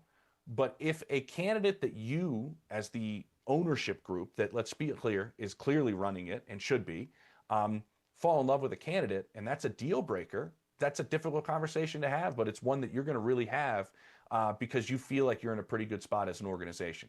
It happened in Jacksonville last year, just a year ago. Do I think Joe Schoen and Trent Baalke are apples and oranges? Certainly. But at the same time, you can't discredit what we just watched happen, and they ended up getting the guy that they wanted that probably wasn't in the running there when Trent was still in the mix. I'm going to throw a curveball at you here, James Palmer. Marcus Freeman. Is that a name that could be a mix in this head coaching cycle? Because the other day when I was thinking about who could replace Tomlin with the Steelers, I just went to the name Marcus Freeman, who I don't think is leaving Notre Dame unless if somehow Ohio State opens up or he wants to just go to the NFL. Whoa, Zach, whoa. Well, if Ryan Day wants to go to the NFL, that would be a good hire. It would be, he's been in the league. I'm trying to help you here. I know you're not used to this. I'm trying to help you. I'm being nice. Yeah, I appreciate it. Listen, I think he's a name that the teams have certainly been interested in the past. I know that for sure. He's a name that teams have done their work on. You should see the binders that teams put together on these potential candidates, the background that they put in, and the amount of hours and time and man hours and labor they put in to these certain candidates. I think Marcus has had a lot of work done on him at the NFL level, certainly. And if he were to put it out there that he's relatively available, I think the increased interest would happen. I don't think we're there right now. And that's why I think this is like the background that a lot of these teams do. And they do a lot of it. And a lot of it has been done on Marcus. But until there's a different feeling about his situation, I don't think the league takes it much further other than just kind of keeping an eye on him. How far are you willing to go with the Bears and the Pats right now for this year? Yeah, I think New England's a little bit more real than Chicago is, and that's solely because of the quarterback play. I mean, Drake May has been outstanding. I think the three best players at that position this year right now are probably him, Stafford, and Dak. I think Dak deserves a little more credit for the way he's playing down there. And so quarterback play goes a really long way. They still can't run the ball real well, and that's a bit of an issue up there in New England. But you see the way these guys were flying around in that game, and it wasn't even close. I mean, it was a Mike Vrabel team. I think we've seen how quickly he's put his imprint on it. I'm fascinated to see what 2026 is like. They were paying like Zach like a suck tax in free agency, right? Trying to get guys to come up there.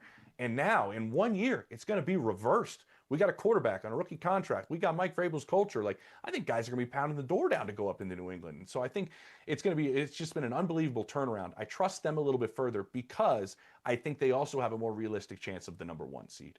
And the number one seed now in today's playoffs is everything. You're the only team with a bye, and you play at home, and somebody's going to have to go to Foxborough and play there, and your coach knows what it's like to win in Foxborough in the postseason. I think that's huge. What Ben Johnson has done is honestly blown me away this year in Chicago. Like the way after the bye week happened, and my understanding was that's what he preached the entire week. We're going to bring in the run game that I know so well, and that's what I did so well in Detroit, and we're going to change what we're doing as a running team. That really happened in all the work they did during the bye week, and now you got two guys that are running the football brilliantly. The offensive line and the run scheme is outstanding, but you have a quarterback completing 58% of his passes. I mean, I know Caleb Williams still is making some throws. I think they're doing a similar... I'll make this comparison, honestly. I think what he's doing is very similar to what Matt LaFleur did with the first 2 years that Jordan Love was a starter. And that is, I'm not putting the gloves on you, man. I'm taking the white gloves off, and we're going to throw you out there. We're going to have you do a lot of things. We could be relying on the RPO stuff and putting Caleb Williams in the gun right now, but he's not. He's making him play quarterback, and he's making him do it as quickly as possible. So now in year 3, you look at Jordan Love in the system, and I think he's on the precipice of making that leap into the elite group, and it's because of what Matt LaFleur did the first 2 years. I think Ben Johnson's doing something very similar and forcing Caleb to play quarterback. It's all not perfect, but he's not turning the ball over, and man, he's not getting sacked. So there's been growth and there's been change. And that defense is really, let's be honest, relying on a lot of turnovers. I think they've had one win this season out of their 9 where they didn't get multiple turnovers. The rest of them are 2, multiple games with 4. And so I think that masks a little things. But I love what Chicago's done. I can't wait to see this game against Green Bay. But I would take New England out of those 2. When you look at the Chiefs and the Lions, James Palmer, if you predicted that as the Super Bowl before the start of the season, I would say, yeah, I could definitely see that sign up. Now it looks like both these teams are gonna miss the playoffs. Do you think both these teams are going to be on the outside looking in a few weeks? It's so hard to say that Patrick Mahomes would miss the playoffs, right? But I essentially have to go 5 for 5. Like it's a win and get in each and every week. And I don't think anybody, I just did a thing on The Athletic for this, like would want to play Houston right now.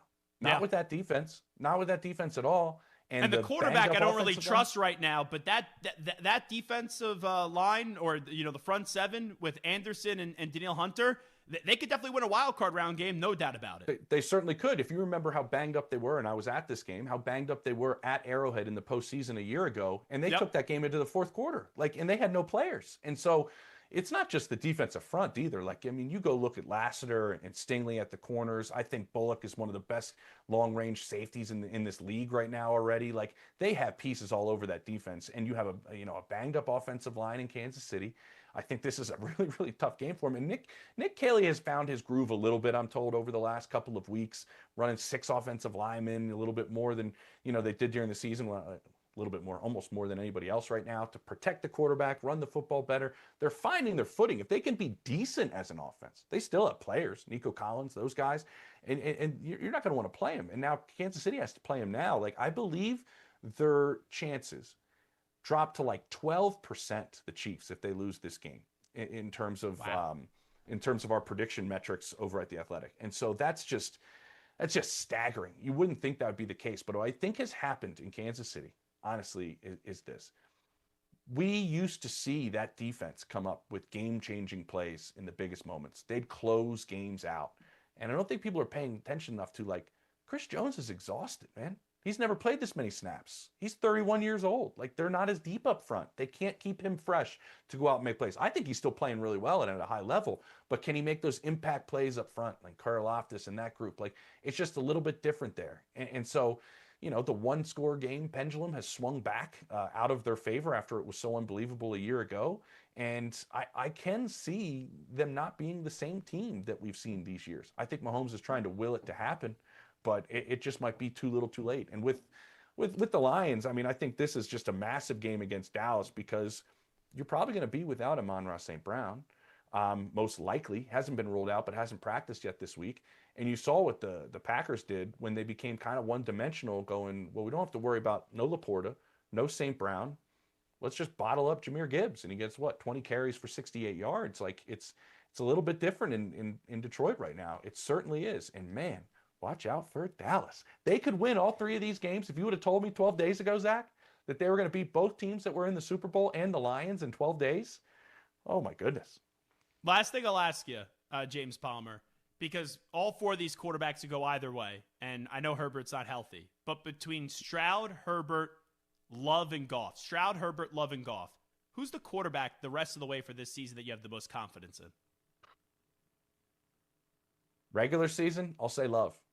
I'll say love. If you go and look at what he's done week 12 and beyond, since 2023 to now, which is from his first year as a starter to now, he's got 29 touchdowns and 1 interception. That's best in the league. Like, he's outstanding at this point in the regular season. Now, it didn't transpire, in the post, like, had some other issues. But like, I would say I'd have the most trust and love. But the problem is with that offense, like, everybody plays them because he's so aggressive and they want to get downfield, plays them so deep. Tucker Kraft was everything to that offense. Yeah. I mean, everything to that offense. He was the guy that was underneath, get them yards after the catch, kind of break defenses out of playing a certain way, and they've yet to find that guy that can go and help them. But you look at Herbert, he's got no tackles. CJ's been kind of up and down. And I mean, Goff, I think most people would maybe say that in this answer because you've seen Goff's consistency at such a high level over the last couple of years. But that group just doesn't seem the same. The interior of the offensive line isn't the same. And I think that's changed the course of what's kind of transpired for him. And they've, I think people were excited to see Dan take over play calling, but losing coordinators over and over again is a tough thing to go through. They're going through it now for the first time, losing both. Talk to Philly, who does it apparently every year, it seems like, and it just is really, really difficult. So I think I'd really give it to Love right now. I think he's poised to make that next step. But man, I love Herbert so much. I want to see him play against Philly. But that offensive line and it's just been so tough for him with the injuries. But man, is there anybody else you like enjoy watching play, like more than Justin Herbert go out there and just be Hercules essentially at times and just I don't feel pain. I don't know if he's Deadpool. I don't know what it is, but he's unbelievable. He's James Palmer. Does a great job, Scoop City with The Athletic, also covering the NFL for Bleacher Report here with us at the Zach Gelb Show. James, appreciate it as always. Thank you. No problem. OH, buddy. Ugh, N-O. All right, there he is, James Palmer from obviously Bleacher Report and The Athletic joining us on the Zach Gelb Show. We'll take a time out and be back after these short messages. You're in a 5-minute break.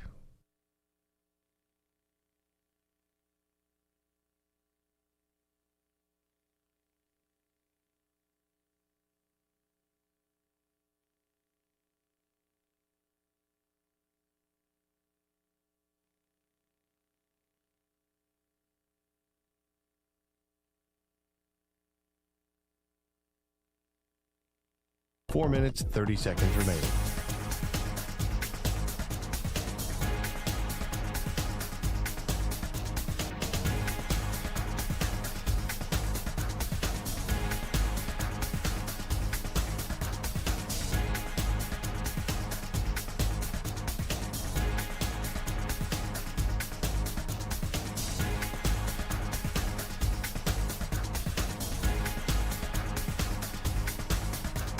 Four minutes remaining.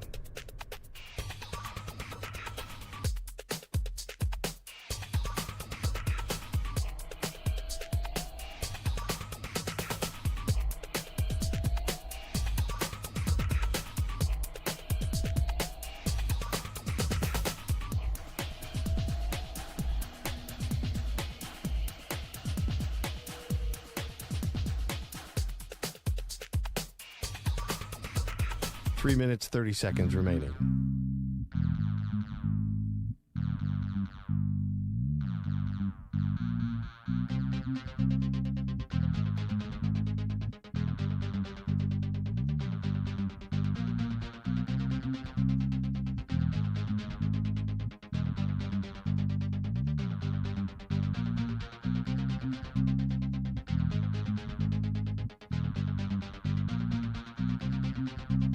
Three minutes remaining.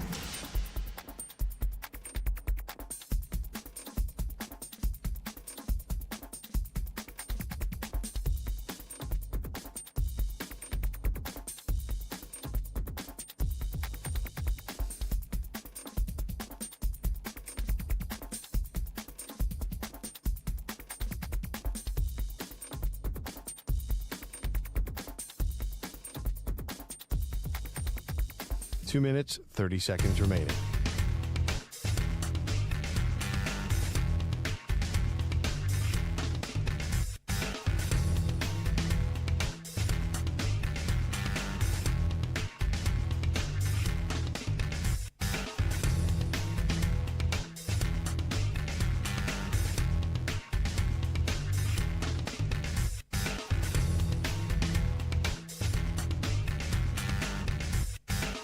2 minutes remaining.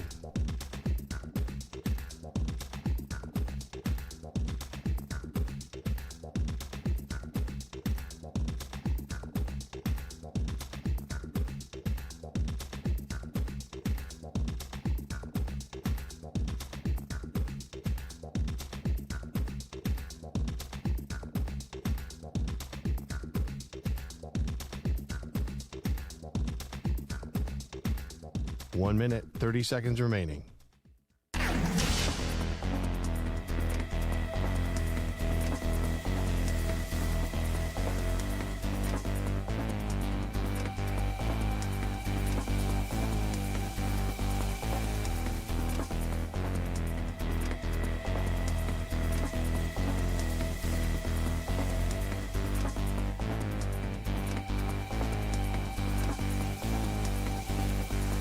One minute remaining.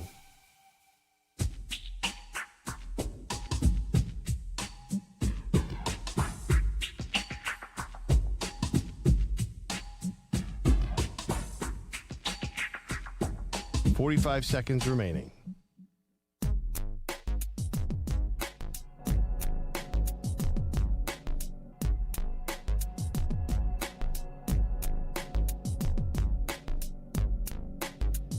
.30 seconds remaining.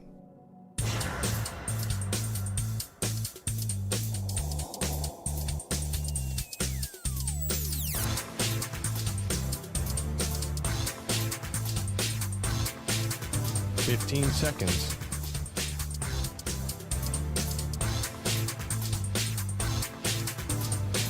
Break ends in 5 seconds.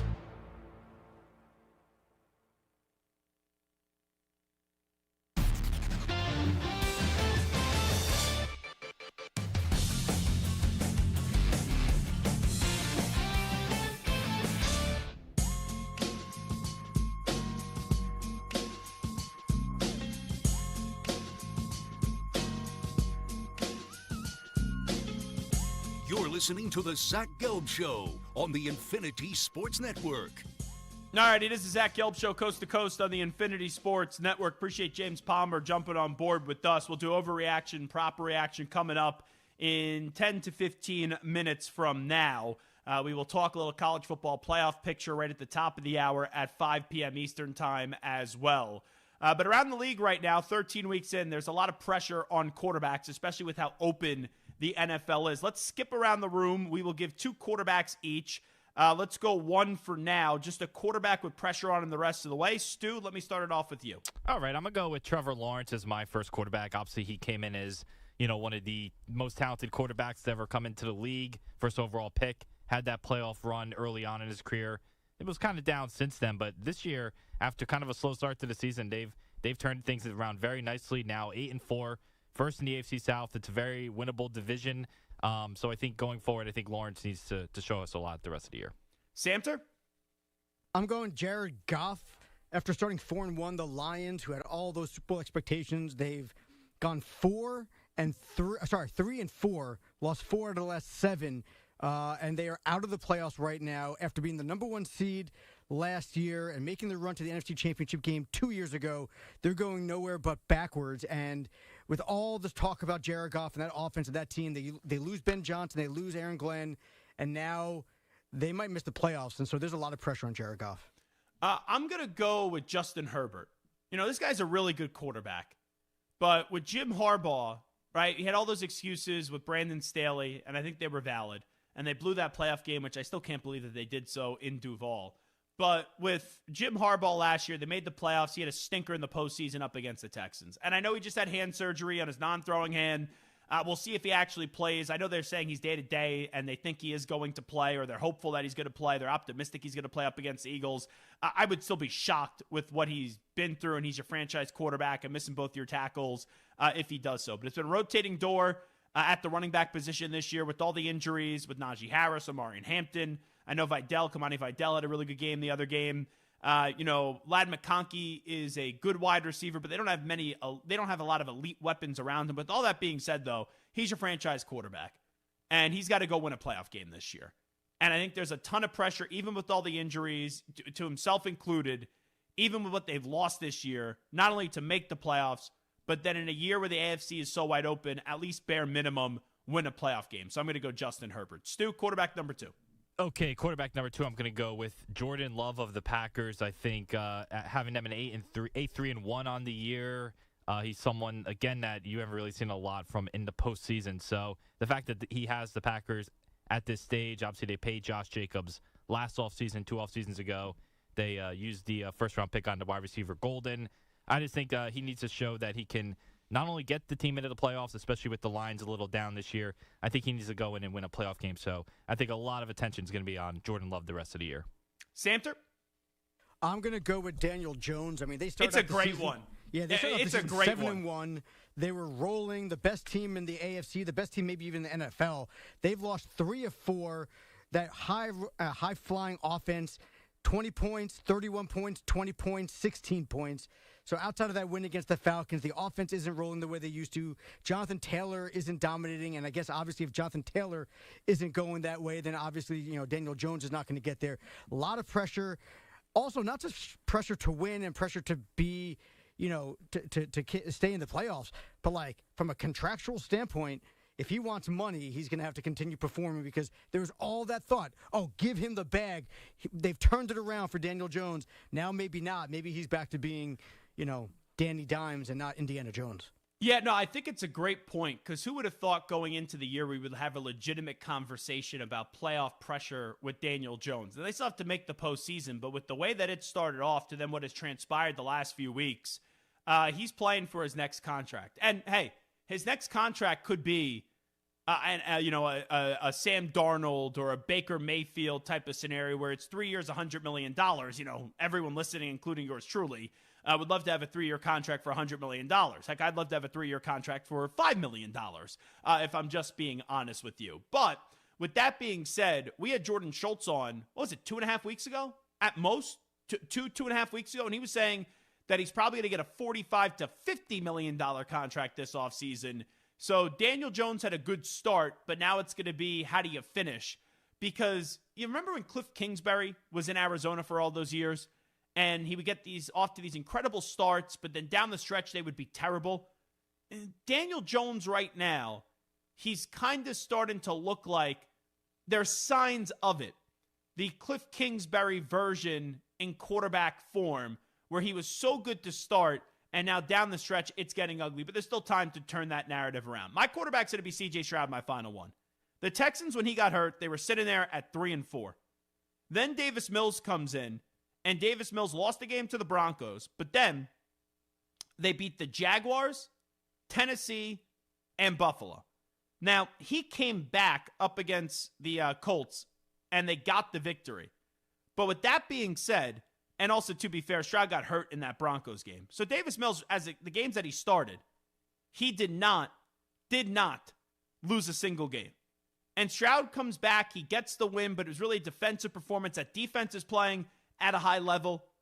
But with that being said, these final 5 games of the season, with a defense like this, Stroud's got to get it going. Because his first year, he was incredible.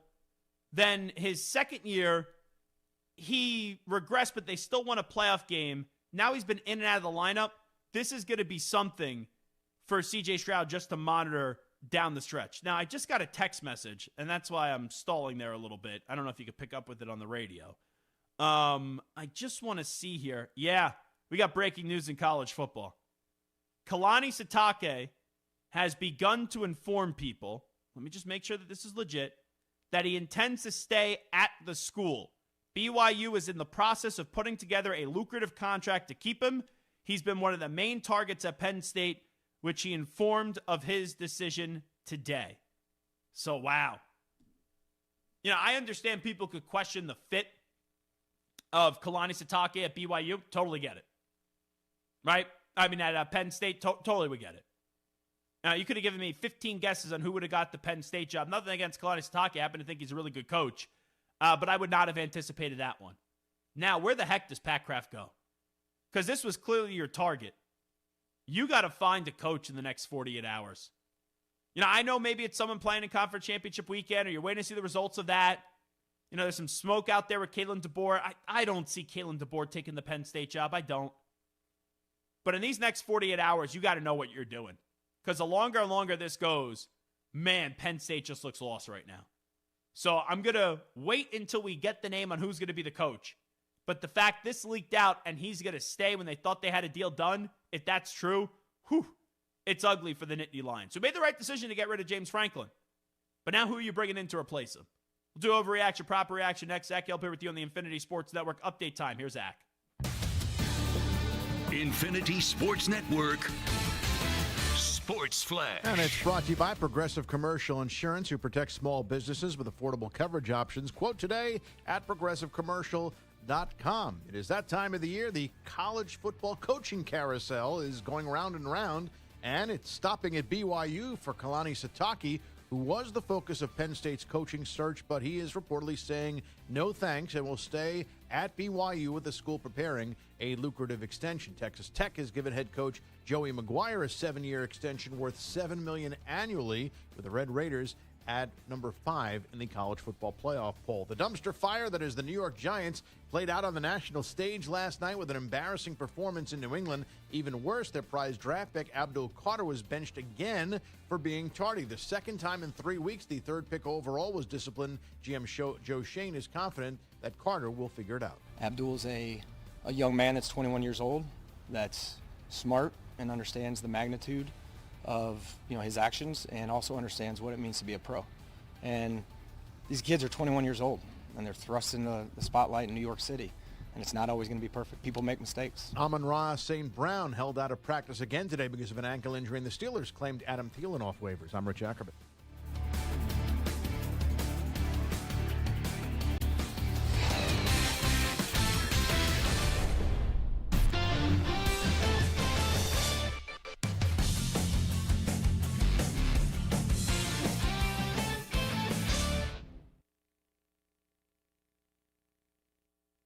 You're in a 5-minute break.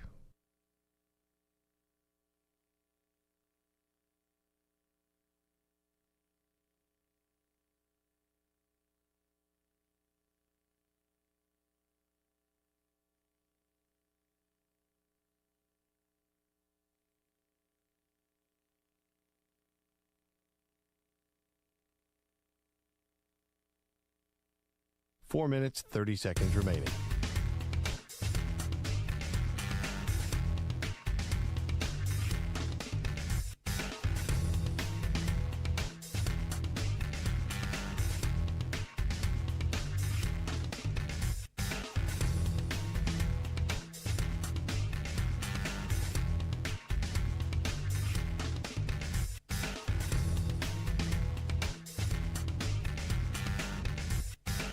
Four minutes remaining.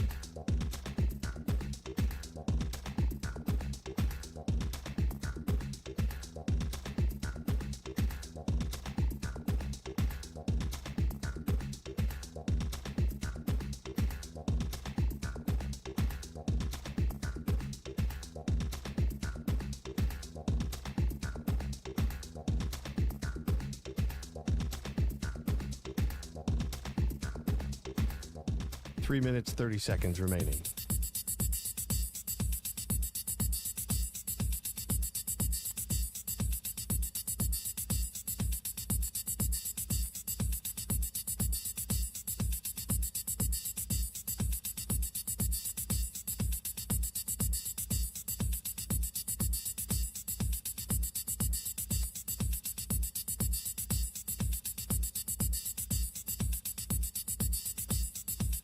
Three minutes remaining.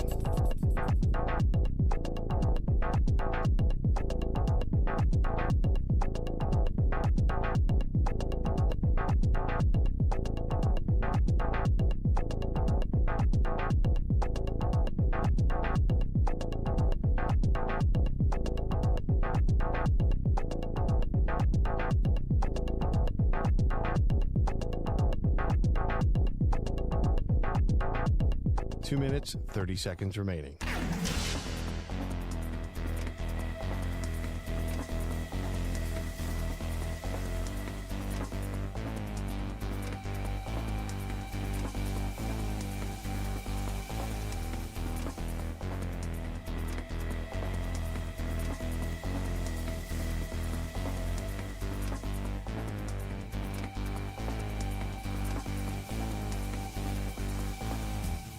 2 minutes remaining.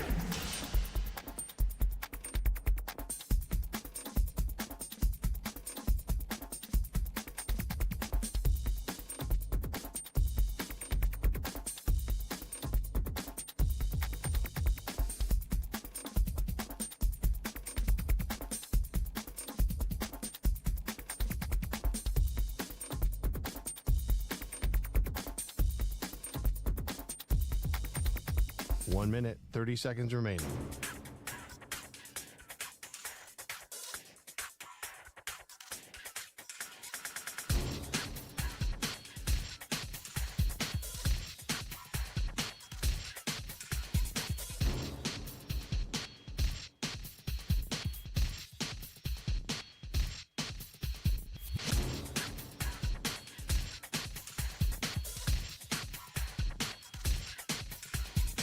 One minute remaining.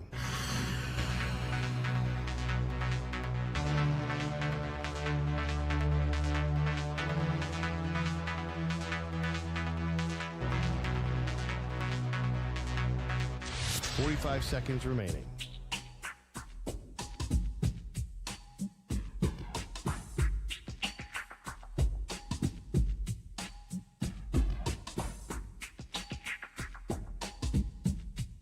.30 seconds remaining.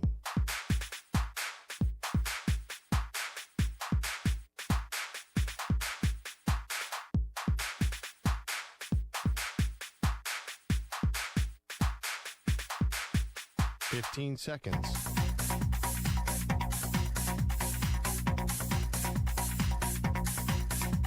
Break ends in 5 seconds.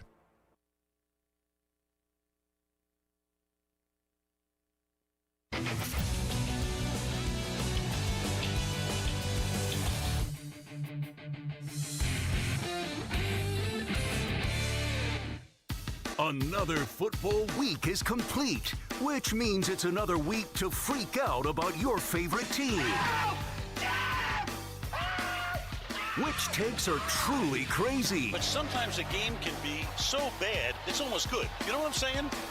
No. And which are so crazy, they might be right. He's 6'5", he's 245 pounds. He's probably a Popeye's biscuit away from being a tight end. Zach lets you know in this week's edition of Overreaction or Proper Reaction. Alrighty, overreaction, proper reaction time. What do we got cooking? All right, so during last night's loss to the Patriots, the Giants benched number 3 overall pick Abdul Carter to start the game for being late to a team meeting. It was the second time in 3 weeks that the team sat Carter for disciplinary reasons. And although Carter got a sack last night, he has just 1.5 total sacks so far on the season. After the game, Carter didn't seem to want to discuss the issue. Start what happened. It happens. What happened? I ain't gonna get into detail. Like I said, it happens. Why? Why, Abdul? Ask me the same question. I just answered. So overreaction, proper reaction. Carter has been the biggest disappointment of the top 10 picks. Oh, boy. So he was in line to win Defensive Rookie of the Year, even with only having now, 1.5 sacks on the season. But with that being said, I thought this guy was going to be a stud. At least he's on the field, though. Kind of. At least for 3 quarters, he's on the field. Travis Hunter is supposed to take this league by storm. And I know Travis Hunter's out for the season, but even before that, it wasn't all that special for Travis Hunter. So the top 10 picks from this past NFL draft were Cam Ward, Travis Hunter, Abdul Carter, Will Campbell, Mason Graham, Ashton Genty, Armand Membu, Tedero McMillan, Kelvin Banks Jr., Colston Loveland. Oh, boy. This is really between Travis Hunter and Abdul Carter. And I'm going to say it's an overreaction because I lean that Hunter has been slightly more disappointing because he was supposed to have a Shohei Ohtani impact for this sport. All right, during the Jaguars' win over the Titans this weekend, Jaguars punter Logan Cook got into a bit of a kerfuffle with the Titans running back Julius Chestnut after a chippy blocks on punts. After the game, Chestnut made an interesting accusation of what the punter said to him. I don't really know why the punter did that. You know, honestly, I was just trying to play hard, and he came up to me, said he was going to kill me, So I don't know what made him do that. All right, and then today, Jags coach Liam Cohen, he shrugged off the claim. One of the Titans players, I guess, after the game said Logan Cook threatened to kill him in one of those altercations there, and that's kind of blowing up a little bit. I was just wondering, your thought about whether that might have been across the line or anything, or if that's something, that just happens during games. I've probably heard that said 100 times, from players in games, so whatever. All right, so overreaction, proper reaction. Football players saying, quote, "I'll kill you," end quote, during a game is totally fine. I'm actually going to say proper reaction. If he said I was going to kill your family, I think that crosses a line. But just saying about the individual that you're going up against in the sport of football, just, hey, I'm going to kill you, I don't think it's that big of a deal. Next one. All right, the Chargers beat the Raiders on Sunday to improve to 8-4 on the season. Good. That was a punter bitching about that? Yeah. Yeah, it makes sense, right? Well, no. It was a running back bitching about it, but the punter who said it. Oh, it was the punter who said it. Oh. Yeah. I'm surprised by the punter then. Yeah, the punter went after the special teams running back. I didn't know the punter had that dog in him, if I'm just being honest. By the way, this portion of the show is brought to you by Ethos Life, the easy way to get life insurance in 10 minutes up to $2 million in coverage with no medical exam, just a few health questions. Get your free quote at checkethos.com, not available in all states. So I apologize to the punting community. Go ahead. All right, so the Chargers now 8-4, fifth in the AFC. However, during the game on Sunday, Justin Herbert suffered an injury to his non-throwing hand and had surgery yesterday, leaving his status for this week's game against the Eagles in doubt. As we know, the team already lost both starting tackles for the season, and they have been without both starting running backs since Week 5. Overreaction or proper reaction? Considering the injuries the Chargers have suffered, Jim Harbaugh should win Coach of the Year for the job he's done. That's an overreaction. Hey, that team's right there for the playoffs. But with that being said, what Mike Vrabel has done is more impressive. What Ben Johnson has done is more impressive. And I would even argue, if it's just based off of injuries, maybe even Kyle Shanahan before Jim Harbaugh. I love Jim Harbaugh, but he should win Coach of the Year for the job that he's done with all these injuries. That's an overreaction. The Eagles have lost 2 in a row and watched their lead in the NFC East shrink to just 1.5 games over the surging Cowboys. Philly's offense ranks 24th in yards and 19th in points and haven't scored over 21 points in the past 4 weeks. Well, fans are not happy, and some took action. Oh, yeah, this is crazy. Egging the house of offensive coordinator Kevin Patullo. Overreaction or proper reaction? As OC, Patullo is the most to blame for the Eagles' offensive woes. I'm going to go overreaction, and I think it's more so the problem inside the locker room. I'm not sitting here and saying Kevin Patullo is this brilliant offensive mind, but there's something up with Jalen Hurts and A.J. Brown. And A.J. Brown and Jalen Hurts have been bitching about it all throughout the course of the season. And the ironic part is they just lost these last 2 games where the stats for A.J. Brown have been really damn good. I understand that the coaching hasn't been spectacular, but I'm not going to sit here and say that it's priority number 1. I do think that this is on the players and just not coming together as a unit. So I'll go overreaction. Okay, as mentioned, the Cowboys are red hot, winning 3 straight, including wins over the Eagles and the Chiefs. George Pickens is rolling too, with 24 catches for 380 yards and 2 touchdowns during those 3 games, while CeeDee Lamb has nearly 10 fewer catches with 100 fewer yards, while also making some crucial drops. In fact, Pickens has just 3 drops in 12 games for Dallas, while Lamb has 7 drops in 9 games, the 3rd most in the NFL. Overreaction or proper reaction? George Pickens is the Cowboys' most reliable receiver right now. For this year? Yes, right now, this year, yeah. So CeeDee Lamb is better, but with that being said, when he was hurt, George Pickens took his game to the next level. So I'm going to say proper reaction, even though I think CeeDee Lamb is obviously the better wide receiver. What George Pickens has done this year has been really special, and he took his game to that higher tier when Lamb was out. So it's not just he's playing well because Lamb is on the same receiving unit as he is. So I'm going to say just for this year, proper reaction. The Jonathan Taylor MVP talk has quieted a bit after back-to-back games under 90 yards and no touchdowns. Do you see who the favorite is? I did not. Who? For MVP now? Is it your guy? So, hey, Sam, do you know who the favorite is for NFL MVP right now? Let's go with Breece Hall. Breece Hall. Running back, New York Giants. Can you stop being a little weasel and just say the right name? Caleb Williams. Nope. Come on. Bo His name Nix? rhymes with take. Oh, Bo Nix. No, his name rhymes with take. First name. Trevor Lawrence. No. Just say the name. Take? Yes. Baker? Is it Bake? Hey, Baker? do this. I'm going to spell the name for you. Then you repeat what I'm going to spell. D-R-A-K-E. Oh, okay. Lamar Jackson. No. You're a jackass. Drake May.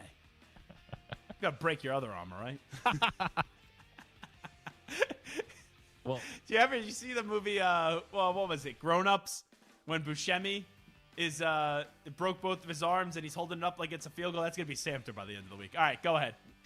So after his massive 144-yard performance against the Steelers, Bills star James Cook moved just 54 yards behind Jonathan Taylor for the rushing title. Both players are former second-round picks and are both 26 years old, although JT has been in the league for 2 more years than Cook and has only played a full season once, while Cook has missed just 2 games in his 4 seasons. Overreaction or proper reaction, you'd rather have James Cook for the next 5 years than Jonathan Taylor. I'm going to go overreaction on that. I know James Cook is playing really damn well, and he's really the only other legitimate threat the Bills have on offense from skill position player-wise, but I'll take Jonathan Taylor on that, so I'll go overreaction. All righty, that will do it for overreaction, proper reaction right here on the Zach Gelb Show on the Infinity Sports Network. I just put this tweet out, and it has to do with the whole Penn State situation as Kalani Sitake is now going to stay at BYU. Was the right time to move off of James Franklin, but this is getting ugly. Can Pat Kraft go back to Bob Chesney and reverse course of action on UCLA? Throw an offer to Kenny Dillingham that he can't refuse. Go with Brian Hartline. Does Manny Diaz get back into the mix? Or how about Jeff Brom? Feels like those could be the names there at Penn State, or at least just be speculated on. Zach Gelb here with you on the Infinity Sports Network. We're waiting for the college football playoff ranking show to come out tonight and what the bracket's going to look like. I'll give you my takes on it next.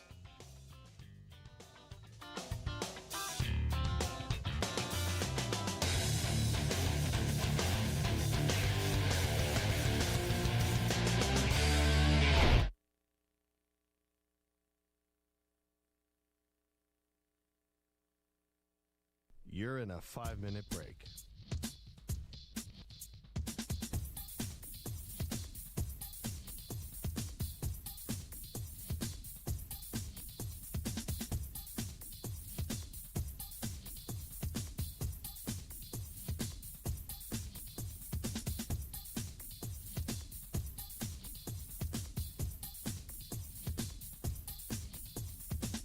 Four minutes, 30 seconds remaining.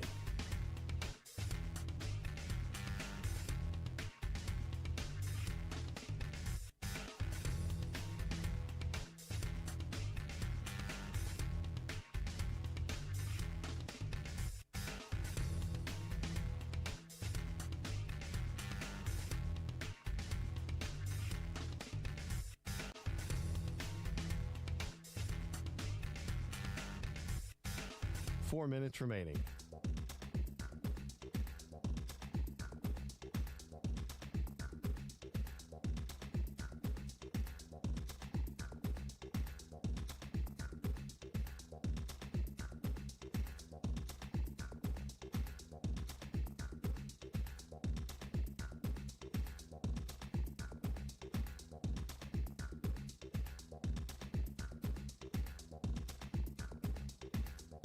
Three minutes, 30 seconds remaining.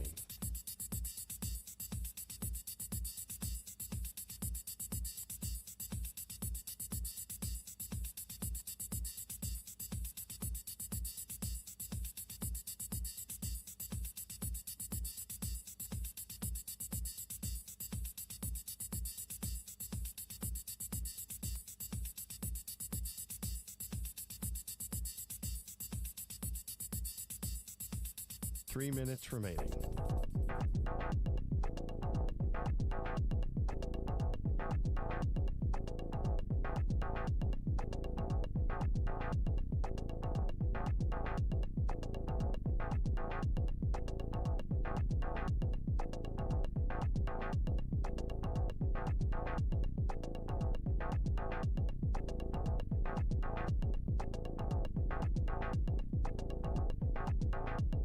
2 minutes, 30 seconds remaining.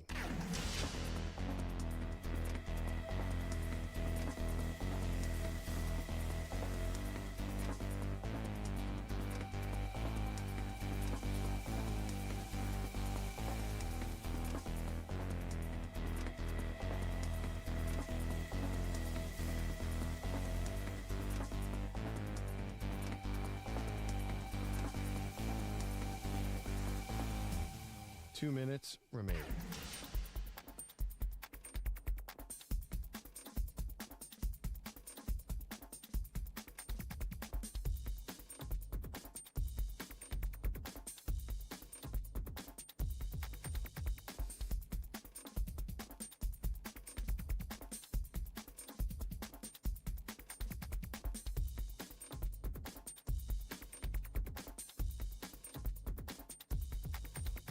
One minute, 30 seconds remaining.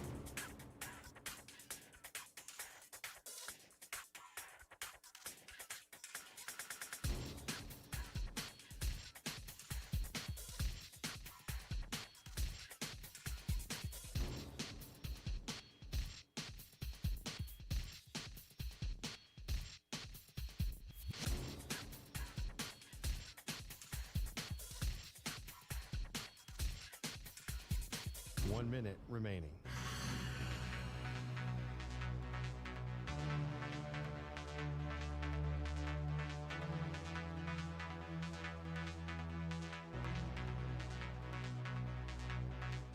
Forty-five seconds remaining.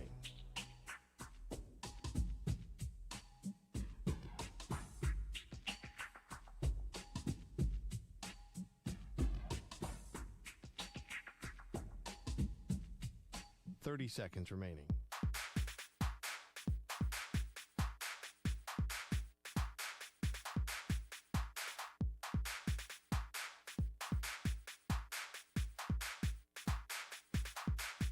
Fifteen seconds.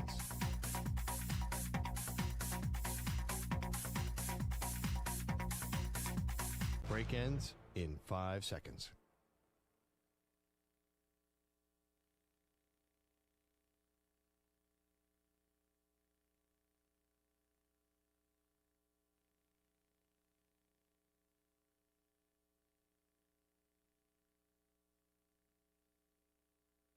To infinity and beyond. He's live. He's nationwide. This is the Zach Gelb Show.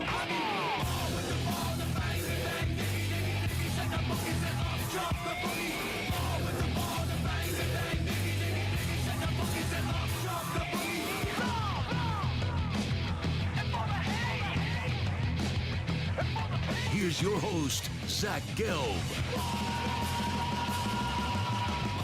All righty, hour number 3 of our radio program. It is the Zach Gelb Show, coast to coast on the Infinity Sports Network. So last week when the College Football Playoff Selection Committee came out with their rankings, Ohio State was 1, Indiana was 2, A&M was 3, Georgia was 4, Texas Tech was 5, Oregon was 6, Ole Miss was 7, Oklahoma was 8, Notre Dame was 9, Alabama was 10, BYU was 11, and then Miami was 12. Now, with that being said, BYU was not on the bracket, and Miami was not on the bracket because of the fact that you need to have 2 conference champion other winners in there.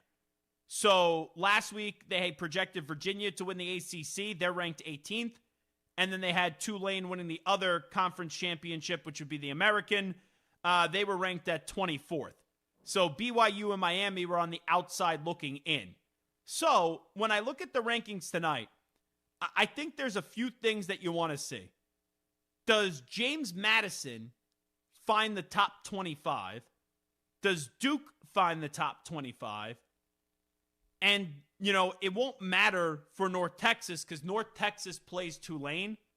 So if North Texas beats Tulane, North Texas will go to the playoff. If Tulane beats North Texas, Tulane will go to the college football playoff. But a big misnomer here is a lot of people think it's the 4 Power 4 conference champions are guaranteed a spot in the college football playoff. Not true.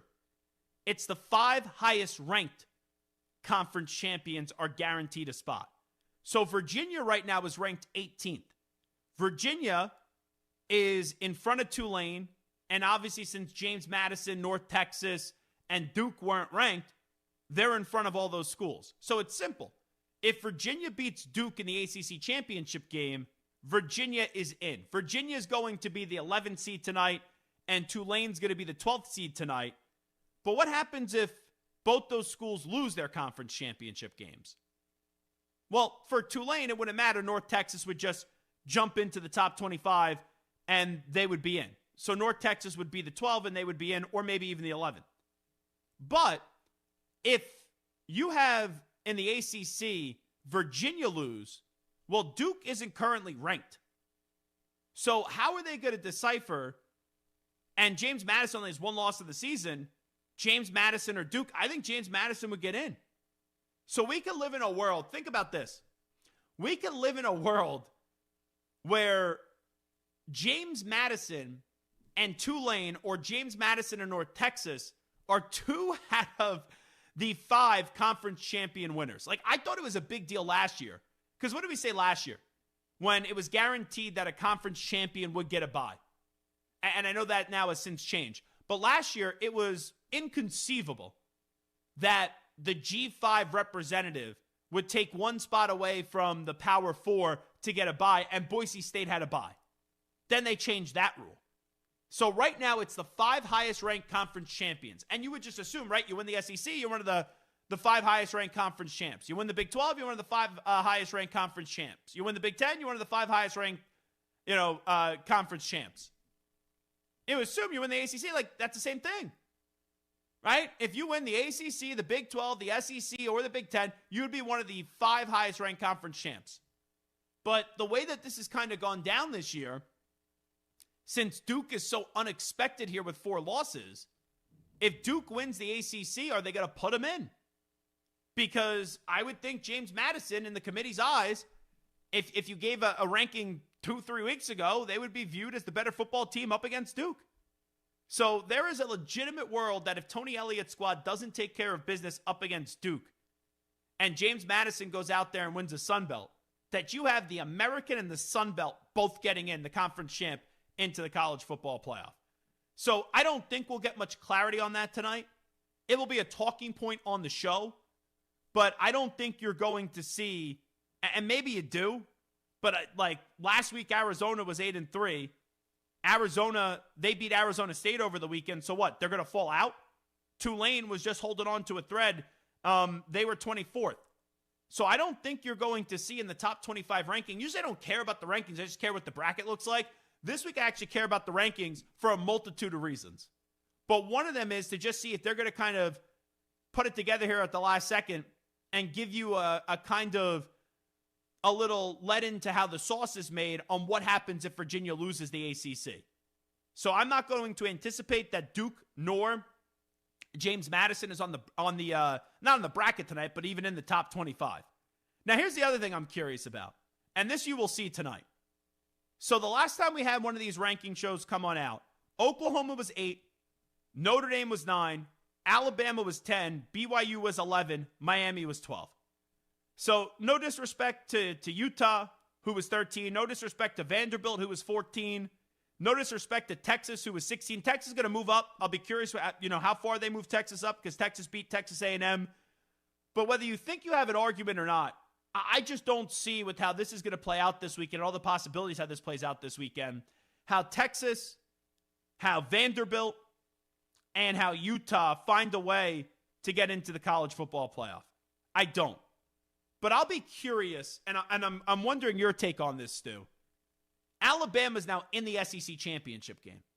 Alabama had a late season loss to Oklahoma, and they went from, I think, the 4th team in the country all the way down to 10. Do you think the committee tonight rewards Alabama for getting to the SEC championship game? Now, they can't put them in front of Oklahoma because I would imagine that, right, they're going to pick and choose here, right, Stu? They're going to tell you head-to-head matters with Alabama and Oklahoma. You know it. But then, when it gets to Miami and Notre Dame, if Notre Dame is in front of Miami, which it was 9-12 last week, then how is Hunter Yurchek going to talk his way out of that one?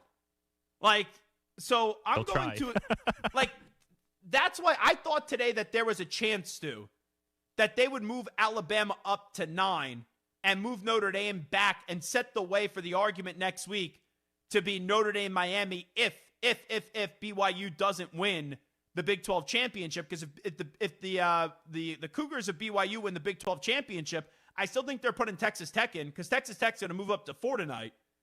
So if BYU wins next week, I don't think they're going to toss Texas Tech out. And then I think Notre Dame and Miami are both out. But that's what's interesting. Like how they rank Oklahoma, Notre Dame, Alabama, BYU, and Miami tonight is going to be interesting.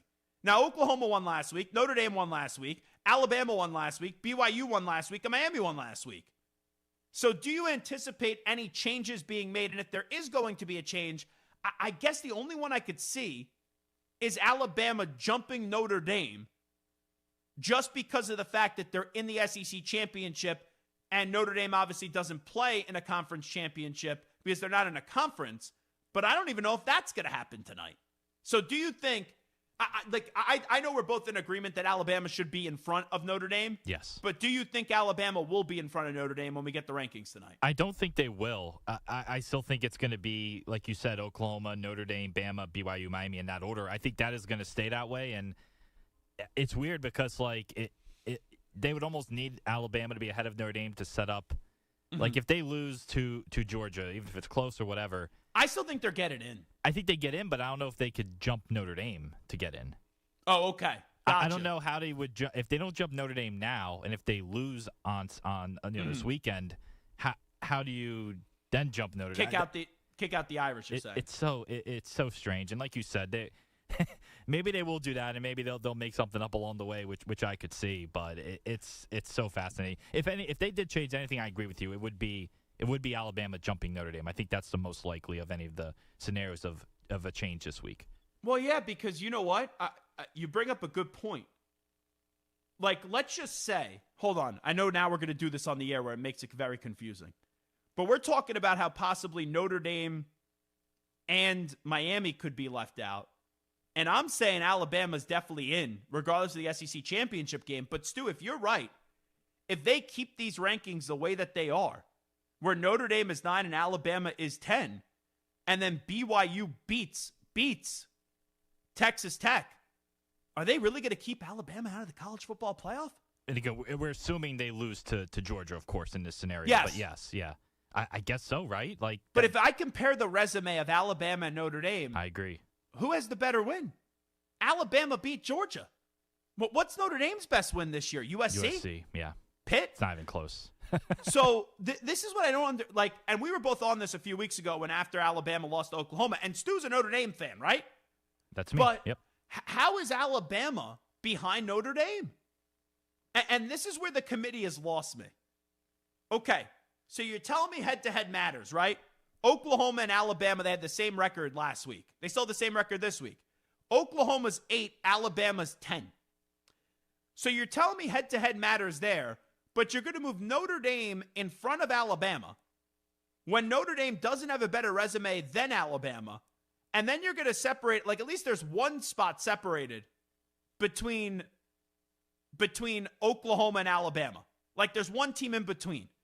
But you're going to tell me Notre Dame and Miami has the same record, and you're going to put 2 teams in between Notre Dame and Miami. It just makes no sense. And, I would like to see Notre Dame in the college football playoff. But if it comes down to Notre Dame and Miami, let's say BYU loses to Texas Tech, and regardless of what happens in the SEC championship game, I think Alabama should be in. If it comes down to Notre Dame and Miami, I don't know what the committee will do, but Miami should be in over Notre Dame. Because I'll try to argue this, right? Stu, if I'm making the argument, or you're making the argument, why Notre Dame should be in over Miami, what's the argument? I would say that the losses were the first 2 weeks of the season. I would say that the losses were to 2 very good teams, while Miami's losses were to 2 teams that were less good. And I would say just pause right there because you walked right into it. Someone could say, right, oh, well, I think Notre Dame is better than Miami. Well, they played. and I get it was in the first week of the season, Notre Dame lost to Miami. So, and then the other one would be, well, the losses are better for Notre Dame, where they lost to Miami lost to SMU in overtime and they lost to Louisville. Notre Dame's 2 losses, though, are to A&M and then who? Miami. So it's like I'm just trying to do this off common sense. And I thought for sure if Notre Dame was 2 losses or fewer, they'd be in the college football playoff. But if BYU beats Texas Tech in the college football playoff, I don't think Notre Dame is getting in. And that's where it could get tricky for the committee because right now they're telling you Notre Dame's better than Alabama, but we all know they're not. So that's one. And then if it does come down to, let's say we live in a world where BYU loses to Texas Tech. Let's say Alabama wins the SEC championship game. They're not pushing Georgia out. If it comes down to Notre Dame and Miami, here's the part where I won't get from the committee. This started off, I think, in the first rankings where Notre Dame was 10, Miami was 18th. They've already shrunk the gap from 9 to 12. So unless if they pit them tonight, like even if they do move Alabama in front of Miami, they'll move Notre Dame down to 10. They're not going to put Miami in front of BYU. So even if you move it 10 to 12, is that enough of a gap next week when neither of these teams play? And if it comes down to Notre Dame and Miami, to change the rankings where Miami jumps Notre Dame? So what should happen and what will happen. If it comes down to Notre Dame and Miami, sorry, folks, Miami should get in. But I still think, Stu, Notre Dame will get in if it comes down to Notre Dame and Miami. I think you're right. And none of it makes any sense. I agree that should and what will happen are 2 different things. I agree that Miami should be in over Notre Dame, as much as I hate to say that. But I agree with you. I think Notre Dame will get in over Miami. Now, Samter, you could be a sick, twisted human being from time to time. Do you want to see, let me just ask you this. I know we like Tony Elliott on this show, and I like Virginia. Would you like to see a world where Virginia loses to Duke, and then we have James Madison, and then potentially Tulane or James Madison and North Texas in the college football playoff? Would that intrigue you? It would. I mean, I do like Virginia, and so I want them to win because they're, outside of ASU. Because they're Tiki Barber School. They're my team. No. No, I mean, that's part of it. I root for Temple for some of the same reasons. Do you? Yeah. Oh, wow. I mean, I don't watch their games, but when Temple's going up against, I want Temple to win because there's a background there. So yeah. But also I do have a connection with Duke also. So but for me, I would like to see Virginia win from a personal standpoint, but from just a producer college football standpoint, it would be amazing if the ACC gets completely shut out. If Duke wins the ACC championship game, they don't make it in. Miami gets shut out because they choose Notre Dame, and they're always going to choose Notre Dame over Miami, let's be honest. And you get JMU and the winner of the American, which hopefully is North Texas, because I want to see more of that quarterback. I think it would be fascinating. I think it would be so much fun. Would you be rooting for BYU to beat Texas Tech this weekend? So BYU and Texas Tech goes, and we live in a world where at least 2, if not all 3, and it probably would be only 2, of Miami, Notre Dame, and Alabama get left out.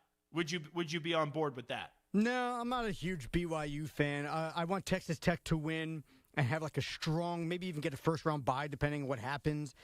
I think they'll probably get it either way, but if they lose, they're not getting it, I don't think. Well, if they lose, I don't think they will get it. Right. But I think tonight, I'll give you how I think the bracket's going to look tonight. Ohio State's going to be 1. This is on the bracket, folks. Ohio State's going to be 1. Indiana's going to be 2. Georgia's going to be 3. Texas Tech is going to be 4. I think in the 5-12 matchup, we will see Oregon be the 5, Tulane be the 12. I then think tonight the projection's going to be A&M 6, Virginia 11. I then think we will see Ole Miss be 7, Alabama be 10, and then the 8-9 matchup, Oklahoma 8, Notre Dame 9. But there's a few things to watch for tonight. Will Bama be in front of Notre Dame? What is the separation going to be between Notre Dame and Miami? And also, will we see an appearance, probably unlikely in the top 25, that gives us any indication of what would happen if Duke wins the ACC and James Madison wins their conference? Like, what will happen? And you may not even see it on the top 25 rankings, but if I'm Reese Davis tonight or McElroy or Galloway, like whoever's doing this show, and you have Hunter Yurachek on, which, right, he's been on ever since Mac Rhodes, resigned and all that stuff.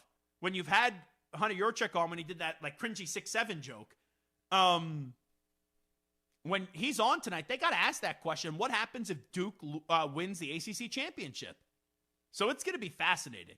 And I'll tell you, the unintended, I don't want to say consequence, I guess it's right. The unintended consequences of going at 12 have been fascinating. Because, right, didn't we think the debates were going to be, like, who would get the final spots out of the Big Ten and the SEC? Last year, the debate was, should Boise State get a bye? And it was, are you going to get 2 ACC teams in? And then this year, the debate could be, yeah, big brands potentially, which would work out for them, Notre Dame and Miami, and Alabama. Those are all debates that are going to be up there. But the biggest controversy could potentially be the ACC getting shut out of the college football playoff if Duke wins. And remember, the ACC and the Big 12, their future of the college football playoff is fascinating because we're in a debate right now where the Big Ten's being stupid and it's suggesting that I think it's 24 teams get in. The SEC is saying 16, but in the Big Ten's format, they would guarantee four schools in the college football playoff to each of the 4 Power 4 conferences. And I don't remember how the ACC thought about that, but the Big 12, they rejected that. They didn't want that. But if you're the Big 12 and the ACC, like, hey, the Big 12 got 1 in last year, the ACC got 2. This year, there's a possibility that the Big 12 is going to get 2. They'll definitely get 1. But if the ACC gets shut out altogether, I know you could say it's a one-off, just one of those wonky years where the conference wasn't that strong and the team that was in the conference championship game just had a ridiculous amount of total losses. But if the ACC gets shut out altogether, I'm curious what the reaction is going to be out of that. And if you think about it too, you're going to have Chesney leaving James Madison, Sumrall or Morris, they're leaving North Texas and Tulane. You could have an 11-12 matchup. Like, on the 11th and 12th spot be occupied by Tulane and James Madison, let's just say. And if you are the 5 or if you are the 6, right, you better not lose that game. Because that's practically a bye in the first. Like, if you told me before Oregon before the season, they would play Tulane in the college football playoff. Or you told A&M before the start of the season, they would play Tulane or James Madison or North Texas. They take that in a second. But if Sumrall or if Eric Morris or if Bob Chesney can find a way to get a win, oh boy, not only if you're an Oklahoma State fan, you're pumped, or you're a Florida fan, you're pumped because what they're doing on the G5 level. So if you're an Oklahoma fan, a Florida fan, or maybe even a UCLA fan, you're pumped. But geez, that would be a bad look for some of these Power 4 schools if you lose to Tulane or you lose to North Texas or you lose to James Madison. But the little fella really has a seat at the table here. And we thought they would just have 1 seat where they always get in. But the little fella could be having 2 seats at the table. I never thought we'd ever see that. Never, never, never. There's some things like I was on board last year where I said from the beginning, I remember having this debate with Hickey. I said, Hickey, they cannot guarantee the conference champions buys. And they changed that. If you would have told me last year that, hey, there's a world where one of the Power 4 could be left out where 5 spots, like the Power 4 conference champs, where with 5 spots there, that one of the Power 4 conferences could be left out, I would have never believed that in a million years. I would have said you're effing crazy. Zach Gelb here with you on the Infinity Sports Network. We'll get to a news brief next.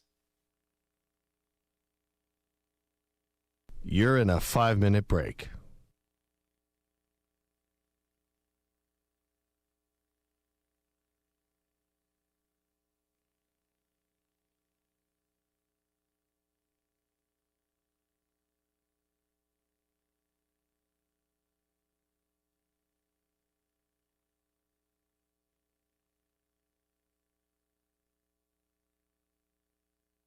4 minutes, 30 seconds remaining.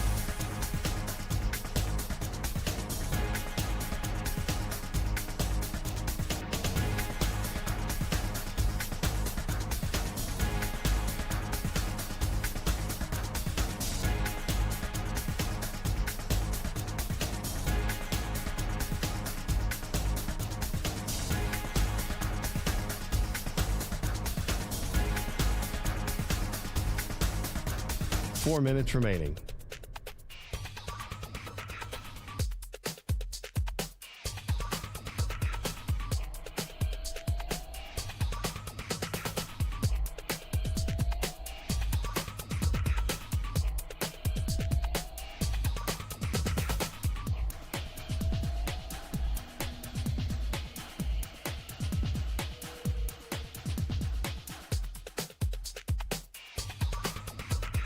Three minutes, 30 seconds remaining.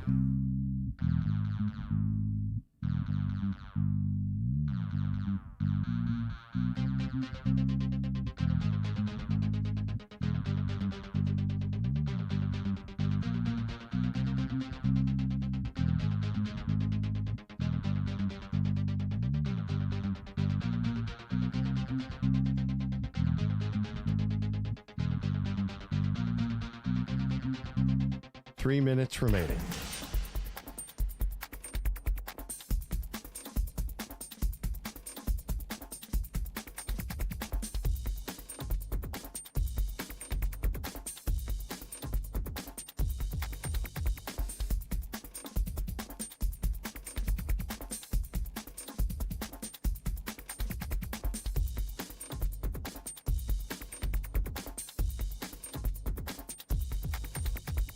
Two minutes, 30 seconds remaining.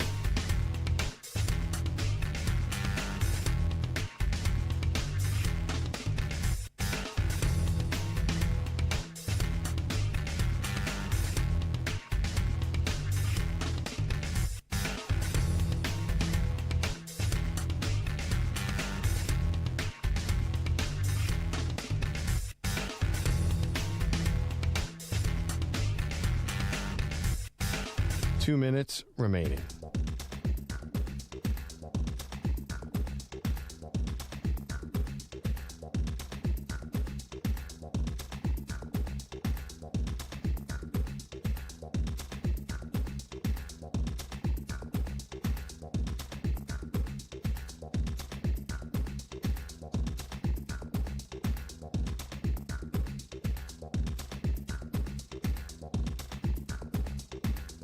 One minute, 30 seconds remaining.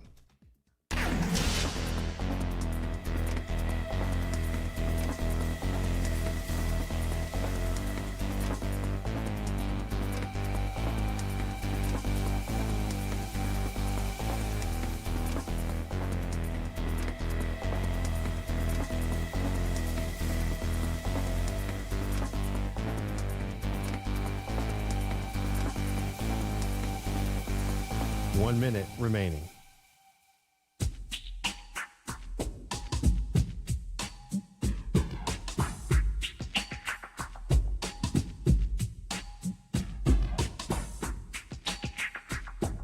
.45 seconds remaining.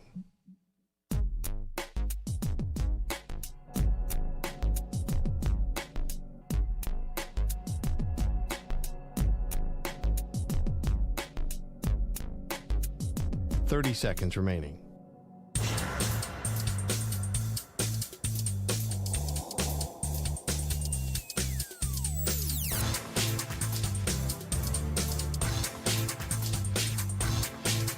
.15 seconds.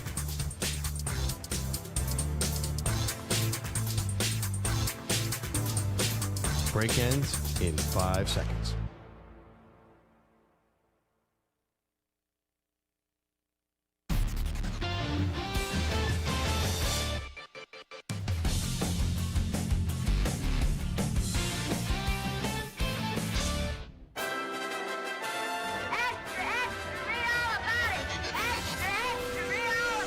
Time for your daily news brief. We get you caught up on the rumors, reports, and reconnaissance from the day in sports. Alrighty, news brief time. It is the Zach Gelb Show right here on the Infinity Sports Network. Let's get it started with Drake May. He talked about the hit that was delivered on Jackson Dart last night as Jackson Dart was walking on a tightrope, and he got leveled by Christian Ellis.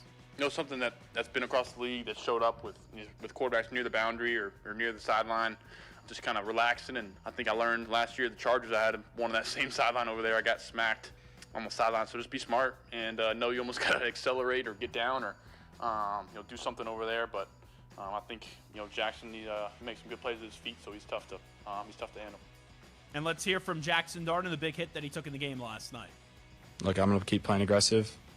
Hopefully everybody can take a second to watch my tape going back to high school and realize that this is not a shock. I play the game aggressively. I took one hit that people are talking about. I slid, got out of the way of a lot of hits. So I appreciate people, wanting to, me to be healthy and all that stuff. And I want to be healthy too. But I play this game aggressive. So I'm not going to just change how I play the game. Here's the thing. When you're playing in high school, you're not having guys the size of the NFL hit you at the speed that they're moving. Same for college. And also, I appreciate the intent behind his aggressiveness and his desire, but there's a difference in trying to play that way and then also playing recklessly. Like, his intentions are good, but now it's reckless. And it's already cost him, and it's going to continue to cost him. And you just hope that the injury, when it happens, isn't that bad. Because you keep on playing like that in the NFL, you're going to get drilled, and you're going to be out for a long time. Jackson Dart, will you keep on playing aggressively? Absolutely. Like I said, I played like this my whole life. Like, you turn on my high school tape and turn on my college tape. Like, it's not like a shocker to anybody. Like, it's how I've played. It felt like if you just watch the game, like, I did slide. I did avoid a lot of hits. So, it's like you're going to get hit. It's football.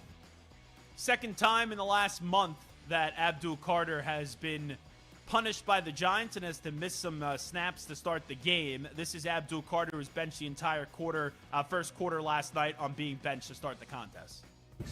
Start what happened? Happens. What happened? I ain't gonna get into detail. Like I said, happens. Why, Abdul? Ask me the same question. I just answered. I say the S word all the time. I can't say it on the radio. But if you did something wrong, there's optics, and getting in front of your locker and just say, hey, bleep happens when you're the bleep that's happening, it's a bad look for Abdul Carter. He's got to grow up. Joe Shane and Abdul Carter's benching. Abdul's a young man that's 21 years old, that's smart and understands the magnitude of his actions, and also understands what it means to be a pro. And these kids are 21 years old, and they're thrust into the spotlight in New York City, and it's not always going to be perfect. People make mistakes. Nobody's perfect. And part of our job is to develop them as football players, but also as people, and we will continue to do that with everybody in this organization. I don't like that answer. I don't. This is now the second time this has happened. The second time you needed a punitive action for someone that was taken early on in the NFL draft. He's supposed to be a franchise cornerstone player for you. Don't tell me he's young. Don't tell me the pressure of New York. First time slapping the wrist, it happens. Second time, no thank you. Carl Banks, Giant legend, was on WFAN Giants Radio Network, and he responded to the Abdul Carter benching. It's time for the kid to grow up, but I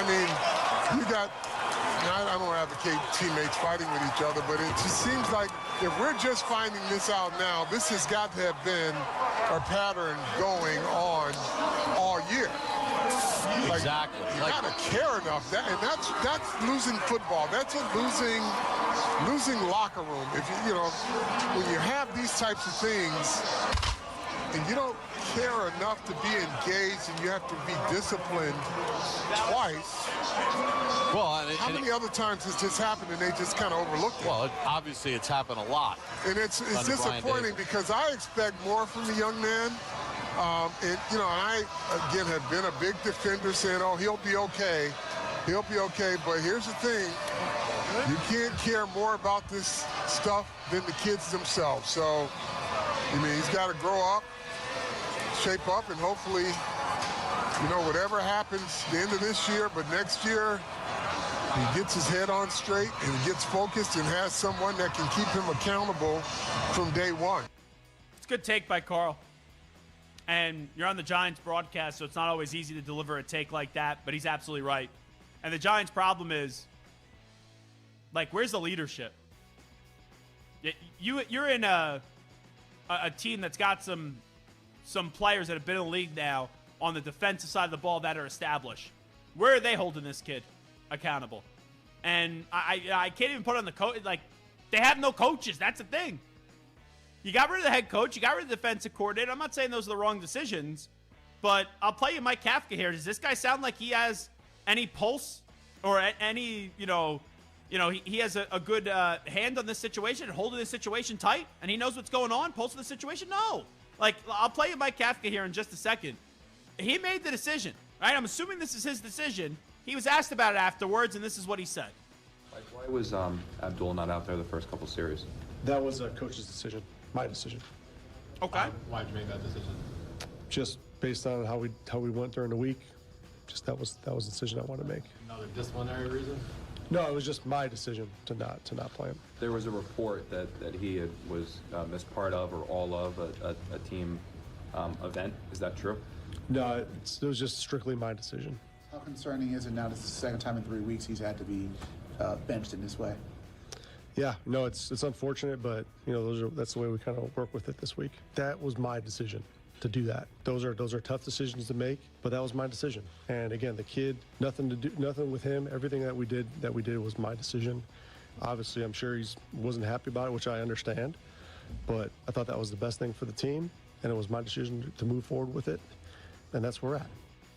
My decision, my decision, my decision, my decision, my decision, my decision, my decision, my decision. Why was the decision made? If this was the first time it happened, I understand not verbally undressing the player. Protecting your player, do that behind the scenes. It's not a second time.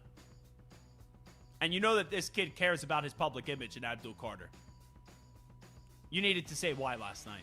It's a bad job by Mike Kafka. Let's hear from Mike Tomlin on Steelers fans booing him over the weekend. Football is our game. We're in the sport and entertainment business. And so if you root for the Steelers, entertaining them is winning. And so when you're not winning, it's not entertaining. And if you've been in this business, you understand that. And so I respect it. I share frustrations. I understand what makes this thing go, and winning is what makes this thing go. It would have been funny if he pulled the "I do not care." That would have been really funny from one Mike Tom. Let's go to Lane Kiffin on why he chose LSU. At LSU is the best job in football. When you take the history, tradition, passion, and the great players in the state of Louisiana, no one can argue that when you're in Tiger Stadium on Saturday night, there is nothing like it. This place is built for championships with championship expectations. We understand that. But as an elite competitor, that's exactly what you want, and that's why we're here.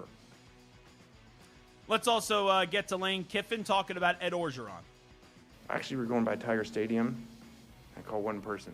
I called Ed Orgeron, and I said, "Hey, man, all I can do is, man, this place just makes me want to talk like you right now." I did. I was like, we were in the car, and the kids were in there, and I was like, and the coaches, and they're like, "What are you doing?" I'm like, "I don't know. I'm like channeling Ed right now." I was like, "I'm feeling him." Like, I rolled down the window, and I was like, "Go Tigers" to the fans. Go Tigers. And I'm like, so I called Ed. I said, "I don't know what's going on, Go man, Tigers. but I'm feeling you right now." And he's like, "Coach, you're at the best place in America." So, I feel Coach, you're at the best place in America. I love Ed Orgeron. I think he's coming back to college football, by the way. Just some people I talked to. He's got a few job offers on the table. I don't know if it's to be a head coach, but if he's coming back to be a coordinator or an assistant coach or something along those lines, I would imagine with his relationship with Lane Kiffin that maybe it is at LSU. I don't know that for fact, but I know that he has some job offers on the table, and we'll see how they play on out over the next week while these teams continue to build their staffs. I don't know if it's going to be for head coach somewhere, but if he's back as an assistant somewhere, I would love to see him with Lane Kiffin at LSU. Let's get to Lane Kiffin on the Ole Miss fans that were angry at the airport as he was departing Oxford, Mississippi to go to Baton Rouge. Man, it's the passion of the SEC, so I understand that. So I don't get emotional with it yesterday like so many people get emotional, like that, and they change like that because we spent 6 years there, that airport scene, and Knox and I driving and people trying to run us off the road, man. And the things they said to us, we got here and we had been here for 6 minutes, and how we love you, Coach, you're the best ever. And like, we only been here 6 minutes, we ain't done anything for you yet. But that's the SEC, and I've been around long enough to know that, and it's just the passion of the SEC, and so I'm not upset at those reactions by fans, by people, and I think that people get really upset when you leave somewhere because they feel hurt because you're doing a really good job. They ain't going to the airport and driving from all over, okay, to say those things and yell those things, okay, and try to run you off the road if you were doing bad. So, I just look at it as passionate people, and then it means they really liked what we were doing there. Let's go to Ole Miss's defensive tackle, John Seaton. He trolled Lane Kiffin with a skit. All right, guys, bring it up. Great job this year. Amazing season. The best we've ever had. Moving forward to next year. Oh, that's me. Hello? Bye. What's up, man? How we living? You said how much? All right, guys. You know what? I mean, you understand, right? Wait, Sam turns Stu, he just put this out there on, TikTok, this guy? Or something like that? He sure did. That's amazing. And, what you don't see in the audio is him walking away, giving the peace sign. I mean, that's a player he feels abandoned by his coach. You know what's funny? When you Google John Seaton, you know what pops up first? Internet personality. John Seaton is defensive tackle for Ole Miss Rebels football team. He wears the number 92, but it comes up first on his bio, internet personality. So that's a guy that's gonna do well for himself, I would imagine. I'm sure that just went absolutely viral. I'm looking at his stats this year. He has 1 tackle. Is he even on the team this year? I don't know if he even played in a game yet this year, John Seaton. He had 1 tackle last year. Is he still on the football team? From what I read, yeah. Okay, gotcha. Alrighty, let's keep it moving. We continue here on the News Brief on the Zach Gelb Show on the Infinity Sports Network. I know we have some John Summerall cuts. Let's play 1 or 2 of them from yesterday at his news conference. Yeah, no two people are the same, okay? And Coach Meyer, you coached G5 football, I think, right? Yeah, Kurt Signetti coached G5, I think. I actually coached against Kurt some. No two people are the same. Just because you're a reporter, I may have had an interaction with another reporter and not liked it, doesn't mean I'm going to judge you that way. Judge me for who I am. I'm a winner. We're going to win. And just give me a shot. Believe in me. Here's the deal. I need everybody pulling the rope the same direction. Because if anybody's pulling the other direction, it don't make the job easier. It makes it harder. If we're all Gators, we all want to win, let's do this together. You want to go fast, go alone. You want to go far, go together. Let's go together. I can believe in John Summerall. I think this guy's going to be a really good coach. I know Florida's a tough job right now, but from a personality standpoint, if you can get Lane Kiffin, I think John Summerall's a pretty damn good hire for the Gators. Finally, Clark Lee, the head football coach of Vanderbilt. He calls out the College Football Playoff Committee for bias against Vanderbilt. This was on SEC this morning on the SEC Network on to ESPN. I don't know a world that exists where this team doesn't belong in that field. I'm learning right now about all the flaws and how we determine who's in, who's out. I'm very interested in fighting against any perception. I think there's a bias against Vanderbilt. I think we have been ignored early in the season. We were not given a chance. It took us winning our way into the conversation, and all we've done is line them up and knock them down. And obviously we got 2 flaws on our schedule, a loss at Alabama, a loss at Texas. Both those games we were in it in the fourth quarter. Listen, we'll play anywhere and everywhere. Put the ball down in the parking lot. Anyone they want to put us against in that playoff, if they want us to play in, we'll play in. If they want us to play 3 games to get in, we'll play 3 games to get in. This team deserves to be there, and I'm proud of what we've done, but we deserve a chance to win a national championship. If you told me that Vandy before the start of the season would have 2 losses in the regular season, I would say they'd be in the college football playoff. You know what's it's kind of upsetting here? Because they lost to Alabama and Texas, but I wonder, because Oklahoma has 2 losses, they're all the way up, and then Vanderbilt's not projected in the bracket. I wonder if Vanderbilt played Oklahoma, what the outcome of that game would be. And quite frankly, I think I would take Vanderbilt to defeat Oklahoma. But it's just you got the short end of the stick. You're not going to get in. If Alabama is fighting for their life and you lost to Alabama, I just don't think you're going to get in. All righty, Zach Gelb Show, Infinity Sports Network. We'll take a timeout. Come on back. One more segment left to play. Update time. We'll send it back to New York City studios. First, here's the Ackman, Rich Ackerman. Infinity Sports Network. Sports Flash. Well, Kalani Sitake went to BYU and has been the Cougars coach for 10 years, and he's not ready to leave. Reportedly was in the hunt to be the next head coach at Penn State, but according to reports today, is going to stay at his alma mater, which is preparing a lucrative extension after a second consecutive 11-victory season, at least to date. With Texas Tech at number 5 in the college football playoff poll, head coach Joey McGuire reportedly gets a 7-year extension worth $7 million annually. Amon-Ra St. Brown's ankle has kept him out of practice for a second straight day, while the Steelers have claimed veteran wideout Adam Thielen off waivers and released Darius Slay.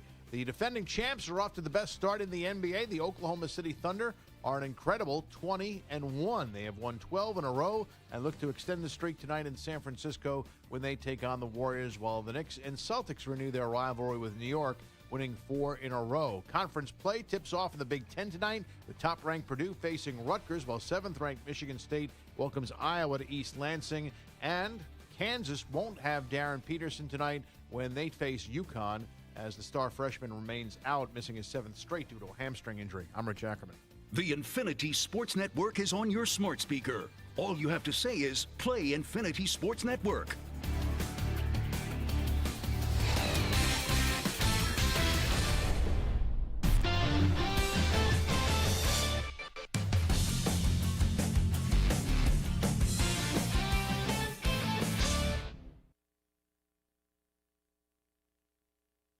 You're in a 5-minute break.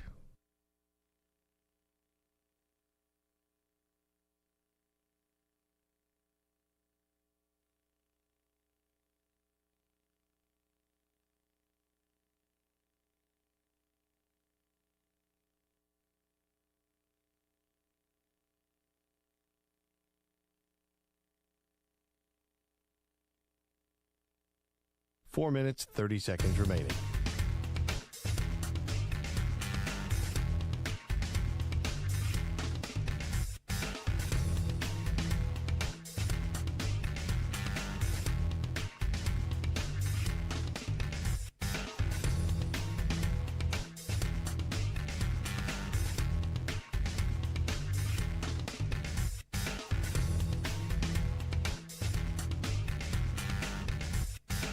Four minutes remaining.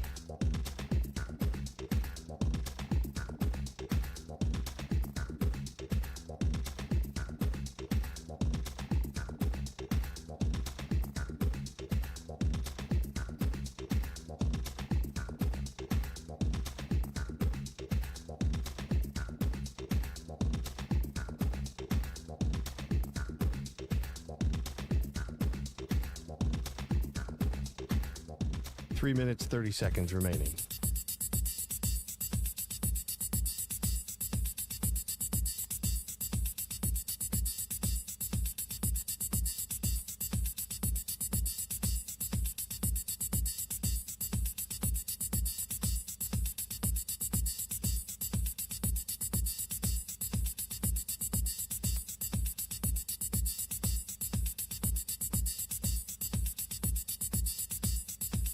Three minutes remaining.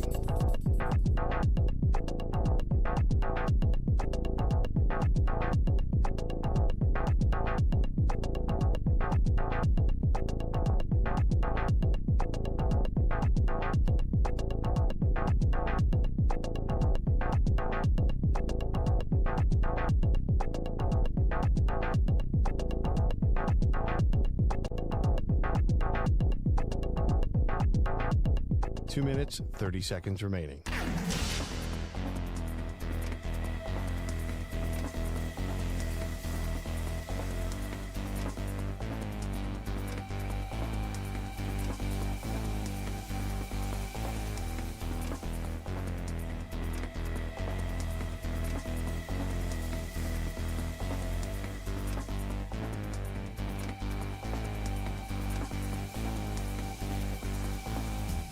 Two minutes remaining.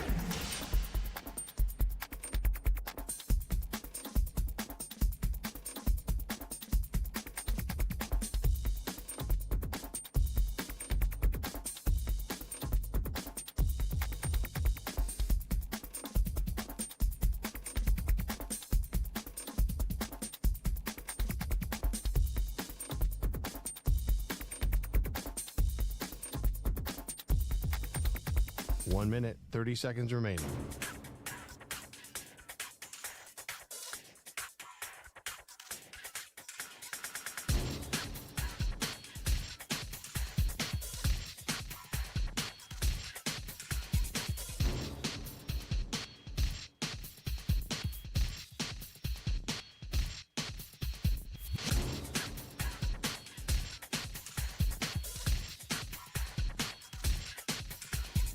One minute remaining.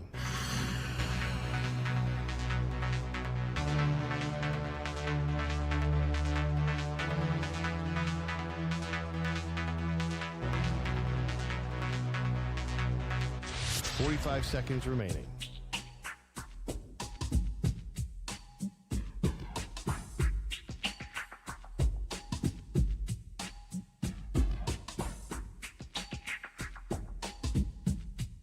Thirty seconds remaining.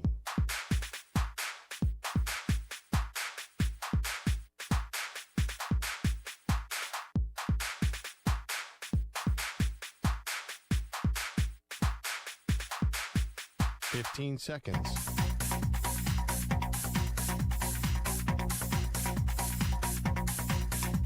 Break ends in 5 seconds.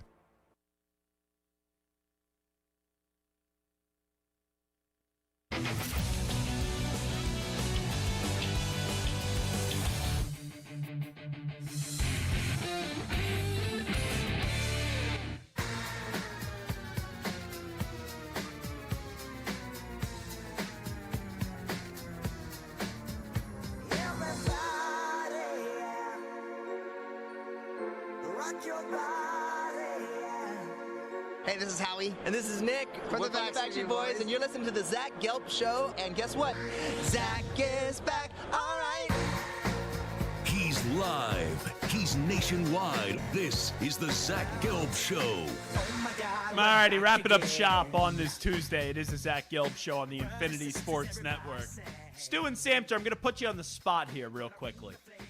So, Kalani Sitake is not going to be the next head football coach at Penn State.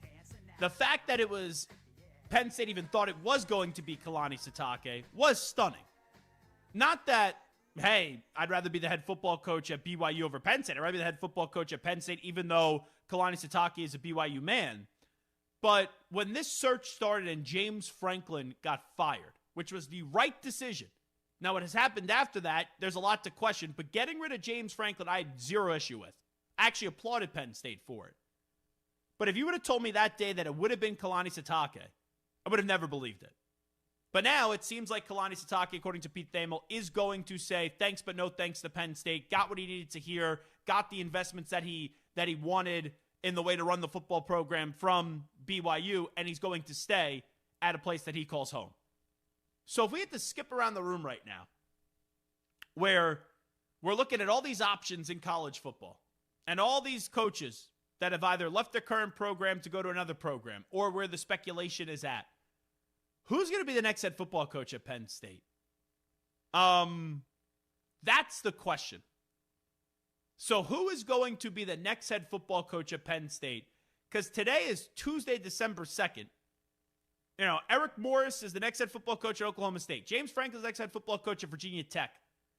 John Summerall's in the Swamp. Lane Kiffin's at LSU. Golding's at Ole Miss. Will Stein is at Kentucky. Alex Golish is at Auburn. Arkansas, Ryan Silverfield. You saw Jim Mora go and take the job at Colorado State. A lot of movement. So who's the next head football coach at Penn State? Stu, take a stab at it. What's your guess? I'll go Brian Hartline. I feel like the options, there are not many options there. He's one of the decent ones, I guess. So I know he doesn't have any head coaching experience really, but I think Brian Hartline right now is for me the favorite. Samter? So I was discussing this before the show with Penn State Nittany Lion fan extraordinaire Ryan Hickey. You could just call him a homer. That's okay. Homer Hickey. And I was like, well, what happened to Sitake isn't the guy? And he goes, I want them to make one last push for Bob Chesney of JMU. Now, JMU, Chesney is off to UCLA, but he hasn't officially signed the deal. It hasn't been introduced yet. Yeah. Correct. So technically, could he pull a Josh McDaniels and agree to be the coach and then back away and take another job? And would anybody blame him if Penn State says, "Hey, Bob Chesney, come over here, leave UCLA instead of UCLA"? I don't think anybody would blame him if you had Penn State versus UCLA. So does UCLA even have fans? Like, I'm being serious. It seems like there's the old coach Foster had to explain where the school was. It's UCLA for crying out loud. I think that Foster didn't know what the hell he was doing. That was as big of a dumpster fire as I've ever seen as a coach. But you do have the Southern California and the Southwest, recruits there that, like, if you have a good recruiting coach, there's money at UCLA and there's a lot of talent out there. I just don't know if UCLA can pull it, but still, man, there is opportunity for the right guy. I see Josh Pate is saying that they should go pursue Matt Campbell. At this point, I don't think Matt Campbell 3-4 weeks ago would have been a great hire for Penn State, but at this point, it would be a good hire for what the circumstances is. I would still throw a bag at Kenny Dillingham and make him an offer he can't refuse, but I don't know how realistic Campbell and Dillingham are. Stu already said Hartline.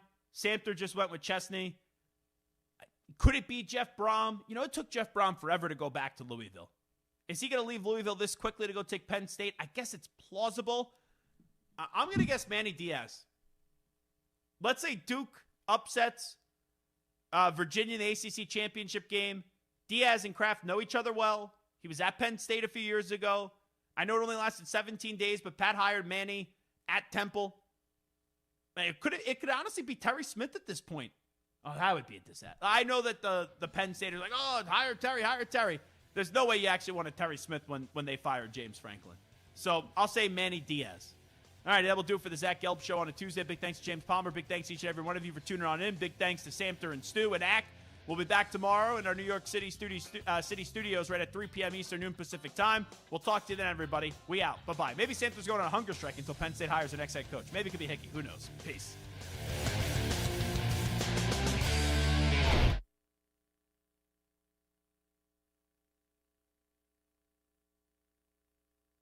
You're in a 5-minute break.